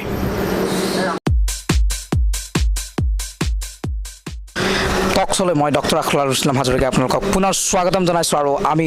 আমাৰ টক শ্ব'লৈ মাজলৈ আহিছোঁ এই মুহূৰ্তত আমাৰ মাজত উপস্থিত আছে এগৰাকী দৰ্শক আমাৰ এই পেনেল ডিছকাশ্যন প্ৰত্যক্ষ কৰাৰ পিছত তেওঁৰ মন্তব্য জনোৱা হওক মই এটাই ক'ব বিচাৰিছোঁ আমাৰ বদলগুৰি মই কোনো MLA মিনিষ্টাৰ কাকো দোষাৰোপ কৰা নাই মই ভাবাত আমাৰ তৃণমূল যিখিনি তৃণমূল কৰ্মীখিনি সম্পূৰ্ণ দুখী তৃণমূল কৰ্মীবিলাকে গাঁৱত কোন দুখীয়া কোন ধনী কোন ভাল কোন বেয়া চব গম পায় তেখেতসকলে তাৰমানে গম পায় যিবিলাক ধনী মানুহ তেওঁলোককে দিব আয়ুগৰ বিধৱা পেঞ্চন চৰকাৰী সাহায্য যিবিলাক গৰীব মানুহ আছে আমাৰ বদলগুৰিত মই দেখাই দিব পাৰিম সেইবিলাক গৰীব মানুহে আজিৰ তাৰিখত আয়ুৱে ঘৰ পোৱা নাই বিধৱা পেঞ্চন পোৱা নাই যিবিলাক চৰকাৰী সাহায্য তেওঁলোকে পোৱা নাই 3 টকীয়া চাউল দিছে তেওঁলোকৰ পৰিয়াল যদি 10জন পাইছে 2জন গতিকে এইবিলাক কোনো চৰকাৰৰ মিনিষ্টাৰ MLA দুখী নহয় মই ভাবাত এইবিলাক তৃণমূল কৰ্মীবিলাক অলপ ভাল হ'লে তেতিয়াহ'লে আনক দোষাৰ আগত নিজৰ দোষটো মানে চাই লোৱাটো মই বিচাৰোঁ ধন্যবাদ জনাইছোঁ। এয়া আছিলে এগৰাকী সাধাৰণ মানুহৰ মন্তব্য আৰু আমি জানিব বিচাৰোঁ এই মুহূৰ্তত আৰু আমাৰ মাজত আছে টক শ্ব'ত উপস্থিত। মই কোনো ৰাজনীতিৰ লগত জড়িত নাই। বৃহত্তৰ অসমীয়া যুৱ মঞ্চৰ দৰং ডিষ্ট্ৰিক্টৰ প্ৰধান সচিব। মই এটা কথা ক'ব বিচাৰিছোঁ, বিনন্দ শইকীয়াই আজি বিজেপিত জইন কৰিছে, সেইটো মই ফাৰ্ষ্ট টাইম ক'লোঁ। ছেকেণ্ড টাইম কংগ্ৰেছৰ উন্নতিখিনি মই কৈ যাম। কংগ্ৰেছৰ উন্নতি ফাৰ্ষ্ট টাইম মই ক'ম। মেট্ৰিক পৰীক্ষাৰ বহীত জুই লাগিছে। 2 নম্বৰ, যোৱা বছৰ আৰু কিছু বছৰ আগত গৰুৰ বহি খাইছে। তেওঁলোকৰ ডাঙৰ ডাঙৰ হোৰ্ডিং লাগিছে, কোটি কোটি টকাৰ খৰচ কৰিছে। তাত চাই নিবনুৱাক তেওঁলোকে সংস্থাপন দিব পাৰিলে হয়। কোটি কোটি টকা তেওঁলোকে হোৰ্ডিঙৰ নামত খৰচ কৰিব নালাগে। তেওঁলোকে কি কাম কৰিছে? কাজিৰঙাত গড় হত্যা কৰিছে। 2015 চনত কিমান গড় মাৰিছে? তৰুণ গগৈক সুধিলে তেওঁ নাজানে, বাদ দিয়াহে, তেওঁ নাজানে কিমান গড় মাৰিছে নাজানে। কিন্তু ক শ্ৰেণীত পঢ়ি থকা ল'ৰা এজনে গম পাব কিমানটা গড় মাৰিছে, তেওঁ নাজানে। বিকাশ বিশ্বাস তেওঁ প্ৰধান কাৰণ। মই এইটোৱে ক'ব বিচাৰিছোঁ, এনি হাউ পলিটিকেল পাৰ্টি চিপাঝাৰ সমষ্টি আহক, ভাল কাম কৰক, উন্নতি কৰক। গাঁৱে ভূঞে বহুত দুখীয়া মানুহ আছে, তেওঁলোকৰ লগত আলাপ আলোচনা কৰি ভাল কাম কৰক, সেইখিনিয়ে মই ক'ব লগা। ধন্যবাদ জনাইছোঁ এটা মন্তব্যৰ পিছত আৰু আন এটা মন্তব্য, আৰু মই পুনৰ আহিছোঁ টক শ্ব'ৰ মাজলৈ। মই পোনপ্ৰথমে মই অসমৰ ৰাইজলৈ নমস্কাৰ জনাইছোঁ। মোৰ অকণমান মনত দুখ আছে, মোৰ ক'বলগীয়া বহুত আছে। যেতিয়া AGP চৰকাৰ, যেতিয়া জয়নাথ শৰ্মা যেতিয়া ৰাজমন্ত্ৰী আছিল, তেতিয়া আমাক দলঙত পঢ়াব দিব দিছিল। তেতিয়া মই আমাৰ ইয়াৰে এই ৰাজেন নাথ বুলি আমাৰ ওচৰতে ল'ৰা এজন আছে, বা তাক সুধিছিলোঁ, এই মিনিষ্টাৰক লগ কৰিব লাগিছিল, কিবা এটা কথা ক'ব লাগে। আমাৰ মিনিষ্টাৰ, তহঁতৰ মিনিষ্টাৰ নহয় নহয়, এনেধৰণৰ কথা কৈছিল। সেইবিলাক আমাৰ আজিও মনত আছে। আমাৰ মিনিষ্টাৰ বুলি কৈছিল, তহঁতৰ মিনিষ্টাৰ নহয়। সেই জয়নাথ শৰ্মা আকৌ দল বাগেৰি বাগেৰি আজি আকৌ আহিছে চিপাঝাৰত আহিছে আমাৰ মিনিষ্টাৰ। গতিকে মই এটা কথা ক'ব বিচাৰোঁ, তেওঁলোকে যিগিলা দুৰ্নীতি কৰিছে, আৰু যে এটা বস্তু বা নামটো বাঢ়িলে, এই যে 25,000 টকা এটা যে গোহালি ঘৰ যাৰ গৰু আছে সি পায়, যাৰ গৰু নাই সি পাইছে, যাৰ গৰু আছে সি পোৱা নাই। এইবিলাক মই নিজে দেখা দেখি প্ৰমাণ দিম। আৰু আমাৰ যিখিনি কংগ্ৰেছৰ কৰ্মী আছে, প্ৰত্যেকে নিজে নিজৰ পকেট গৰম কৰিবৰ কাৰণে তেওঁলোকে হোৱা দি ফুৰে এই চিপাঝাৰত, কিন্তু ৰাজ্যৰ উন্নতি হোৱাৰ এটা হোৱা নিদিয়ে। ধন্যবাদ জনাইছোঁ। আৰু আছে আমাৰ মাজত উপস্থিত, মই জানিব বিচাৰোঁ তেওঁৰ মন্তব্য। মই ক'ব খোজোঁ যে আমাৰ চিপাঝাৰ বুলি নহয়, গোটেই অল অভাৰ অসমতে দুৰ্নীতি দুৰ্নীতি দুৰ্নীতি। গতিকে দুৰ্নীতিৰ গৰাহত আমাৰ সকলোবোৰ পুত গৈ আছে। গতিকে আমাৰ তাতোকে দুখ লগা কথা, আমাৰ বিধায়ক বিনন্দ শইকীয়া ডাঙৰীয়া ইয়াৰ পৰা বিধায়ক হৈ গৈছে, জয়নাথ শৰ্মা মন্ত্ৰী হৈ গৈছে। গতিকে তেওঁলোকৰ যিখিনি ৰাজত্বৰ কাল, সেইখিনিত তেওঁলোকৰ দুৰ্নীতিৰ সীমা শুল্ক আৰু নাই। গতিকে আমি বিচাৰোঁ যে অসমৰ মিডিয়াই যাতে এইবিলাক উদঙাই দিয়াত তেওঁলোক ব্যৰ্থ হৈছে, আৰু অসমৰ মিডিয়াই কি হয়, ৰাজনৈতিক দলৰ ছত্ৰছায়াত থাকি তেওঁলোকৰ সপক্ষে তেওঁলোকে মত পোষণ কৰে আৰু জনসাধাৰণৰ হেৰি নকৰে, জনসাধাৰণৰ পোনপটীয়া প্ৰচাৰটো তেওঁলোকে নকৰে। এই কথাত এই মুহূৰ্তত মই আপোনাক সুধিব বিচাৰিছোঁ, আপোনাৰ সন্মুখত এয়া দ্য স্কাই অফ ইণ্ডিয়া, ৰাজনৈতিক সচেতনতা বিষয় লৈ আপোনাৰ সন্মুখত আমি সাজু আছোঁ। কি ক'ব আপুনি আমাৰ মিডিয়া সম্পৰ্ক? মই আজি দ্য স্কাই চেনেলক মই ধন্যবাদ যাচিছোঁ। তেখেতসকলে সকলো দৰ্শকৰ নিৰপেক্ষ তেওঁলোকৰ মনৰ ভাৱ প্ৰকাশ কৰাত তেওঁলোকে যিটো নেকি প্লেটফৰ্ম দিছে, সেইটো তেওঁলোকক মই অশেষ ধন্যবাদ যাচিছোঁ। আৰু তেওঁলোকৰ জৰিয়তে যাতে সকলো অসমৰ মিডিয়াই গম পায় যে স্বচ্ছ নিকা ভাৱমূৰ্তিৰে আগুৱাই অহা দি স্কাই চেনেলটি যাতে তেওঁলোকৰ দীৰ্ঘস্থায়ী হয়, তাৰেই কামনা কৰিছোঁ। আৰু যাতে আমাৰ চিপাঝাৰ অঞ্চলৰ লগতে সমগ্ৰ অসমত দুৰ্নীতিৰ পৰা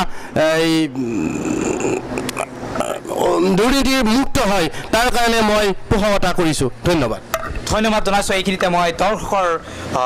জ্ঞাতাৰ্থে জনাব বিচাৰিছোঁ, দ্য স্কাই অফ ইণ্ডিয়া আপোনাৰ নিউজ পেপাৰ, আপোনাৰ মিডিয়া। মাত্ৰ 18 বছৰীয়া বয়সৰ এজন ল'ৰাৰ স্বত্বাধিকাৰী, এজন মালিকী স্বত্বত থকা এটা নিউজ চেনেল, এখন নিউজ পেপাৰ, এটা মিডিয়া হাউচ, বয়স মাত্ৰ সেই মালিকজনৰ, সেই স্বত্বাধিকাৰীজনৰ 18 বছৰ, আৰু সেই সততাৰ সাংবাদিকতা আমি জীয়াই ৰাখিবলৈ সদায় প্ৰতিশ্ৰুতিবদ্ধ। এইখিনিত আমি পুনৰ টক শ্ব'লৈ আমি আহিছোঁ। টক শ্ব'ত উপস্থিত আছে, আমি তেওঁৰ পৰা মন্তব্য জানিব বিচাৰিম। মোৰ নাম মহম্মদ আশ্ৰফ আলী। মই ক'ব বিচাৰিছোঁ চিপাঝাৰ ৰাইজে এতিয়া পৰিৱৰ্তন বিচাৰিছে, কাৰণ আপোনালোকে চাওক,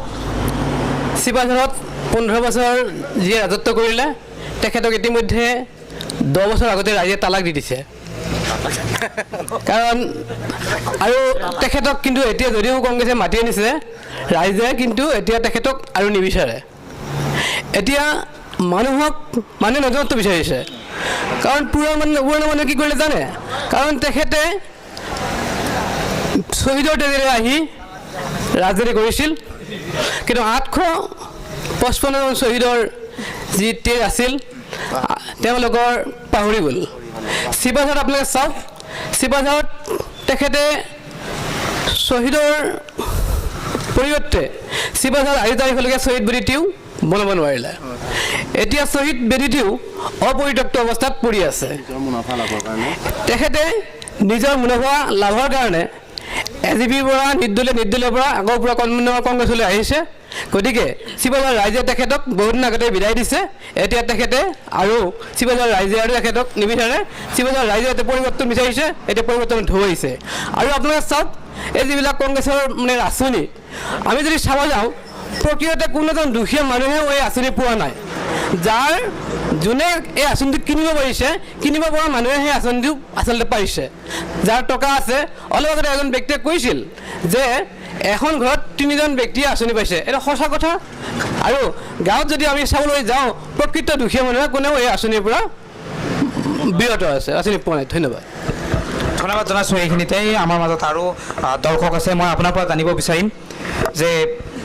এতিয়া অসমত আম আদমীৰ এটা আগমন হৈছে, আম আদমীৰ মানুহ অসমত আহিছে, কি ভাবে আপুনি? আপোনাৰ মন্তব্য কি হ'ব পাৰে? তেওঁলোক সঁচাই সফল হ'বনে? মই প্ৰথমে দ্য স্কাই অফ ইণ্ডিয়াৰ পৰা ডক্টৰ ইছলাম ৰূপলৈ মই ধন্যবাদ জ্ঞাপন কৰিছোঁ, আৰু এই মিডিয়াটো যাতে 1000 বছৰ জীয়াই থাকে তাৰ কামনা কৰিছোঁ। মই এটা কথা ক'বই বিচাৰিছোঁ যে আমাৰ যি আম আদমী পাৰ্টি, আপোনাৰ অৰবিন্দ কেজৰিৱালক তেখেতে জানে, 6 মাহত তেওঁ যি প্ৰতিশ্ৰুতি দিছিল, 6 মাহতে তেওঁ সেই প্ৰতিশ্ৰুতি ৰক্ষা কৰিছিল। আৰু এইখিনিত একোটা সোঁত আহে, ৰাজনীতিৰ একোটা সোঁত আহে। অলপতে ছাৰসকলে মোৰ ওচৰতে ছাৰ হৈ তেখেতে কৈছে ৰাজনৈতিক সচেতনতা। আমি কিমান দূৰ ৰাজনীতিক সচেতনতা আমি আছোঁ বা সচেতনতা হৈছোঁ সেইটো সময়ে ক'ব, এতিয়াও ক'ব হোৱা নাই। কিয় একোটা মই যদি আপোনাৰ দৃষ্টিত সোধোঁ, আমি ৰাজনৈতিকভাৱে আমাৰ চিপাঝাৰ সমষ্টিৰ মানুহ সচেতন নে? মই সচেতন বুলিয়ে ভাবোঁ। সেয়ে কিন্তু কিমান হ'ব সময়ে ক'ব বুলি মই আগতে কৈ দিছোঁ। এই গোটটোত আমি এই যি জয়নাথ শৰ্মাৰ কথা কৈছোঁ বা অন্য কিবা কথা কৈছোঁ, ছাৰসকলেও এটা সময়ত চাকৰি কৰিছে, ৰিটায়াৰ হয়। গতিকে তেখেতসকলকো আমাৰ ৰিটায়াৰ হ'বৰ কাৰণে তেওঁলোকক বিদায় দিছে চিপাঝাৰ সমষ্টিত। গতিকে তেওঁলোকক কেতিয়াও বিচৰা নাই। গতিকে দুৰ্নীতি যিবোৰ মানুহে ক্ষোভ উজাৰিছে, এই ক্ষোভবিলাকৰ বহিঃপ্ৰকাশ ঘটিছে। সেয়েহে মই তেখেতসকলক বিদায় দিব বিচাৰিছোঁ, আৰু নতুন প্ৰজন্মই যাতে নতুন এজন ভাল নেতা আমি চিলেকশ্যন কৰি প্ৰকৃততে উন্নতি হয়, চিপাঝাৰ সমষ্টিৰ উন্নতি হয়, সেইটো কামনা কৰিছোঁ। আৰু আম আদমী পাৰ্টীয়ে পাৰিব বুলি মোৰ দৃঢ় বিশ্বাস।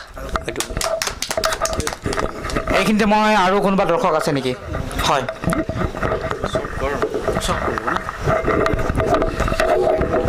ধন্যবাদ। মোৰ ওচৰত এয়া আমাৰ চিপাঝাৰ সমষ্টিৰ অতিকে গৰীব দুখীয়া এইসকল আছে। আজি যিখন আঁচনি ঘোষণা হৈছে অলপতে অধিসূচনা জাৰিৰ আগত, এই অধিসূচনাত তেওঁ বিৰত আছে। তেওঁ সৰু পোৱা নাই, 3 টকীয়া কাৰ্ডো পোৱা নাই। এইজন চাওক, এইজনৰ অৱস্থা কেনেকুৱা। সেয়েহে আমি আগন্তুক চিপাঝাৰ সমষ্টিত আমাৰ যিজন গুপ্ত হত্যাৰ নায়ক, এজিপিৰ দিনত অহা সেইজন ব্যক্তিক আমি ইয়াৰ পৰা চিৰবিদায় দিছোঁৱেই। আৰু দিবলৈ বাকী নাই, এইবাৰ দিম। আৰু যোৱা বিধানসভা সমষ্টিৰ যিজন MLA আছিলে তেখেতে যি এটা নাৰ্ছিং হোম বনাইছে তাতে সোমাই থাকিব লাগিব, তাক বাদে আৰু বেলেগ গত্যন্তৰ নাই। চিপাঝাৰত এইবাৰ AIUDFৰ দল আহিব আৰু AIUDF দলে অসমত সংখ্যাগৰিষ্ঠতালৈ চৰকাৰ গঠন কৰিব আৰু বদৰুদ্দিন আজমল, মৌলানা বদৰুদ্দিন আজমল চাহেব অসমৰ মুখ্যমন্ত্ৰী পদত অধিষ্ঠিত হ'ব বুলি আমাৰ ধাৰণা হৈছে। তেখেত বৃহৎ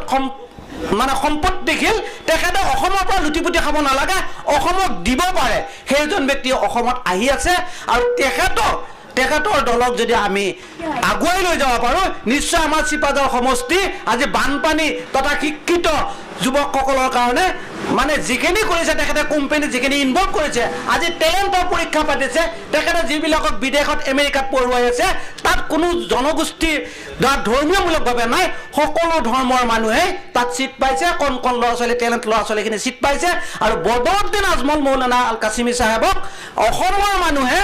আজি বিচাৰিছে, সেয়েহে নামনি তথা উজনি অসমতো তেখেতৰ ঢৌ আপ্ৰাণভাৱে বহুত দীৰ্ঘম্যাদীভাৱে উঠি আহিছে। সেই অনুপাতে চিপাঝাৰ সমষ্টিৰ ৰাইজক মই এটা আহ্বান জনাইছোঁ যে তিনিটকীয়া ৰাজনীতি এৰক, কম্বলৰ ৰাজনীতি এৰক, আহক কোম্পানীৰ ৰাজনীতিত। আজি চাওক জয়নাথ শৰ্মাই কিমান সম্পত্তি ঘটি লৈ দিছে, যে গৌৰীপুৰত তেখেতৰ মাটি, মংগলৈত মাটি, তাত আমবাৰীত মাটি, ইমান মাটি এজন মানুহৰ কি প্ৰয়োজন? আজি বিনন্দ শইকীয়াৰ কোটি কোটি টকাৰ মাটি। এইখিনিতে মই আপোনাক আৰু জনাই দিব বিচাৰিছোঁ, বদৰুদ্দিন আজমল ডাঙৰীয়াৰতো সম্পত্তি আছে, তেতিয়াহ'লে আপুনি কি ক'ব? এইটো যুক্তি কেনেকৈ খণ্ডন কৰিব আপুনি? মৌলানা বদৰুদ্দিন আজমল চাহাব এজন অসমৰ ব্যৱসায়ী নহয়, বিশ্বৰ ব্যৱসায়ী। আফগানিস্তানত যদি তেখেতৰ 10খন গাড়ী চলি আছে, তাৰ ভিতৰত বদৰুদ্দিন আজমলৰ এখন গাড়ী চলি আছে। সেয়েহে বদৰুদ্দিন আজমলে বিশ্বত বেপাৰ কৰি কেনে সোণৰ দামৰ লগত দৰ মিলাই কেনে অসমৰ মানুহক উন্নতিৰ ঘাট নিবৰ কাৰণে এটা চেষ্টা চলাইছে, কিন্তু কৰাপশ্যন কৰি নহয়। আজিৰ তাৰিখত বদৰুদ্দিন আজমল চাহেবৰ ক'তো কৰাপশ্যন দেখা নাই, তেখেতে নিজৰ ব্যৱসায়ে অসমৰ মানুহক দিম বুলি আহিছে। সেয়েহে আজি স্কলাৰশ্বিপ পাইছে, আজি স্কলাৰশ্বিপৰ পইচা পাইছে, সকলো ল'ৰা ছোৱালী 40,000 বা 50,000 টকা স্কলাৰশ্বিপৰ পইচা পাইছে। কাৰ কাৰণে পাইছে? একমাত্ৰ মৌলানা বদৰুদ্দিন আজমল কাছিমিৰ কাৰণে পাইছে। সেয়েহে অসমৰ এজন ভাল নেতা হিচাপে তেখেতক আমি স্বীকৃতি দিব লাগে আৰু তেখেতক স্বীকৃতি দিলে অসমৰ উন্নতি নিশ্চয় হ'ব বুলি আমি ধাৰণা কৰিছোঁ। ধন্যবাদ জনাইছোঁ। আৰু টক শ্ব'ত মই ভাবোঁ যে আৰু তেনেকুৱা ক'বলগীয়া মানুহ নাই, এইখিনিতে আমি টক শ্ব'ৰ পৰা বিদায় মাগিব লাগিব। কিন্তু আমি লগতে কওঁ যে এই চিপাঝাৰ বিধানসভা সমষ্টিত বিধায়ক কোন হ'ব? ডক্টৰ জয়নাথ শৰ্মা, বিনন্দ কুমাৰ শইকীয়া, অথবা বদৰুদ্দিন আজমলৰ কোনোবা প্ৰতিনিধি, অথবা অৰবিন্দ কেজৰিৱালৰ কোনোবা প্ৰতিনিধি বা অন্য ৰাজনৈতিক দলৰ প্ৰতিনিধি, সেয়া সময় আৰু ৰাইজে তাৰ উত্তৰ দিব। আৰু এইখিনিতে আমি টক শ্ব'ৰ পৰা বিদায় মাগিছোঁ, কিন্তু আমাৰ সেই শেষ মুহূৰ্ত পেনেল ডিছকাশ্যনত অন্ত পৰিব। সেয়ে আপোনালোকৰ পেনেল ডিছকাশ্যনলৈ অপেক্ষা কৰিবলৈ অনুৰোধ জনাইছোঁ। আৰু এইখিনি সময়ত এক চমু বিৰতি। বিৰতিৰ পিছত মই ডক্টৰ আখতাৰুল ইছলাম হাজৰিকা আপোনালোকক স্বাগতম জনাইছোঁ। আৰু এই মুহূৰ্তত আমাৰ শেষ মুহূৰ্তত আমি উপনীত হৈছোঁ। আমাৰ এই ৰাজনৈতিক সচেতনতা চিপাঝাৰ বিধানসভা সমষ্টি অনুষ্ঠানৰ প্ৰায় সমাপ্ত ঘটিছে। আপোনালোকে প্ৰত্যক্ষ কৰিছে আমাৰ টক শ্ব'ৰ যিসকল দৰ্শক আছিল তেওঁলোকৰ মন্তব্য, লগতে পেনেল ডিছকাশ্যনৰ মন্তব্য। আমাৰ লগত আছিল আব্দুল আজিজ ডাঙৰীয়া, বদন চন্দ্ৰ শইকীয়া ছাৰ, ৰেজাউল হক, ফজলুৰ ৰহমান ফাইজ, ইয়াৰ আগতে অন্যান্য আমাৰ অতিথিসকল আছিল। তেওঁলোকৰ মন্তব্যসমূহ আপোনালোকে প্ৰত্যক্ষ কৰিছে। আৰু ইয়াৰ পিছত আপোনালোকে নিশ্চিতভাৱে মই ভাবোঁ যে এটা বিন্দুত আপোনালোকে উপনীত হ'ব পাৰিব। অহা এই যি নিৰ্বাচন, এই নিৰ্বাচনত আপোনালোকে কাক ভোটদান কৰিব সেয়া আপোনালোকে নিজেই নিৰ্বাচন কৰিব লাগিব, কাৰণ আপোনালোকৰ সেই গোপনীয়তা আমি ভংগ কৰিব বিচৰা নাই। কিন্তু আমাৰ যি বিষয় আছিল ৰাজনৈতিক সচেতনতা, সেই শব্দটো যাতে আপোনালোকে উচিত মূল্য প্ৰদান কৰে, তাৰ বাবে আমি বিশেষ অনুৰোধ কৰি আৰু অনাগত দিনত আপোনালোকক পুনৰ লগ পোৱাৰ প্ৰতিশ্ৰুতিৰে আজিৰ আমাৰ এই অনুষ্ঠান সামৰণি মাৰিছোঁ। ধন্যবাদ।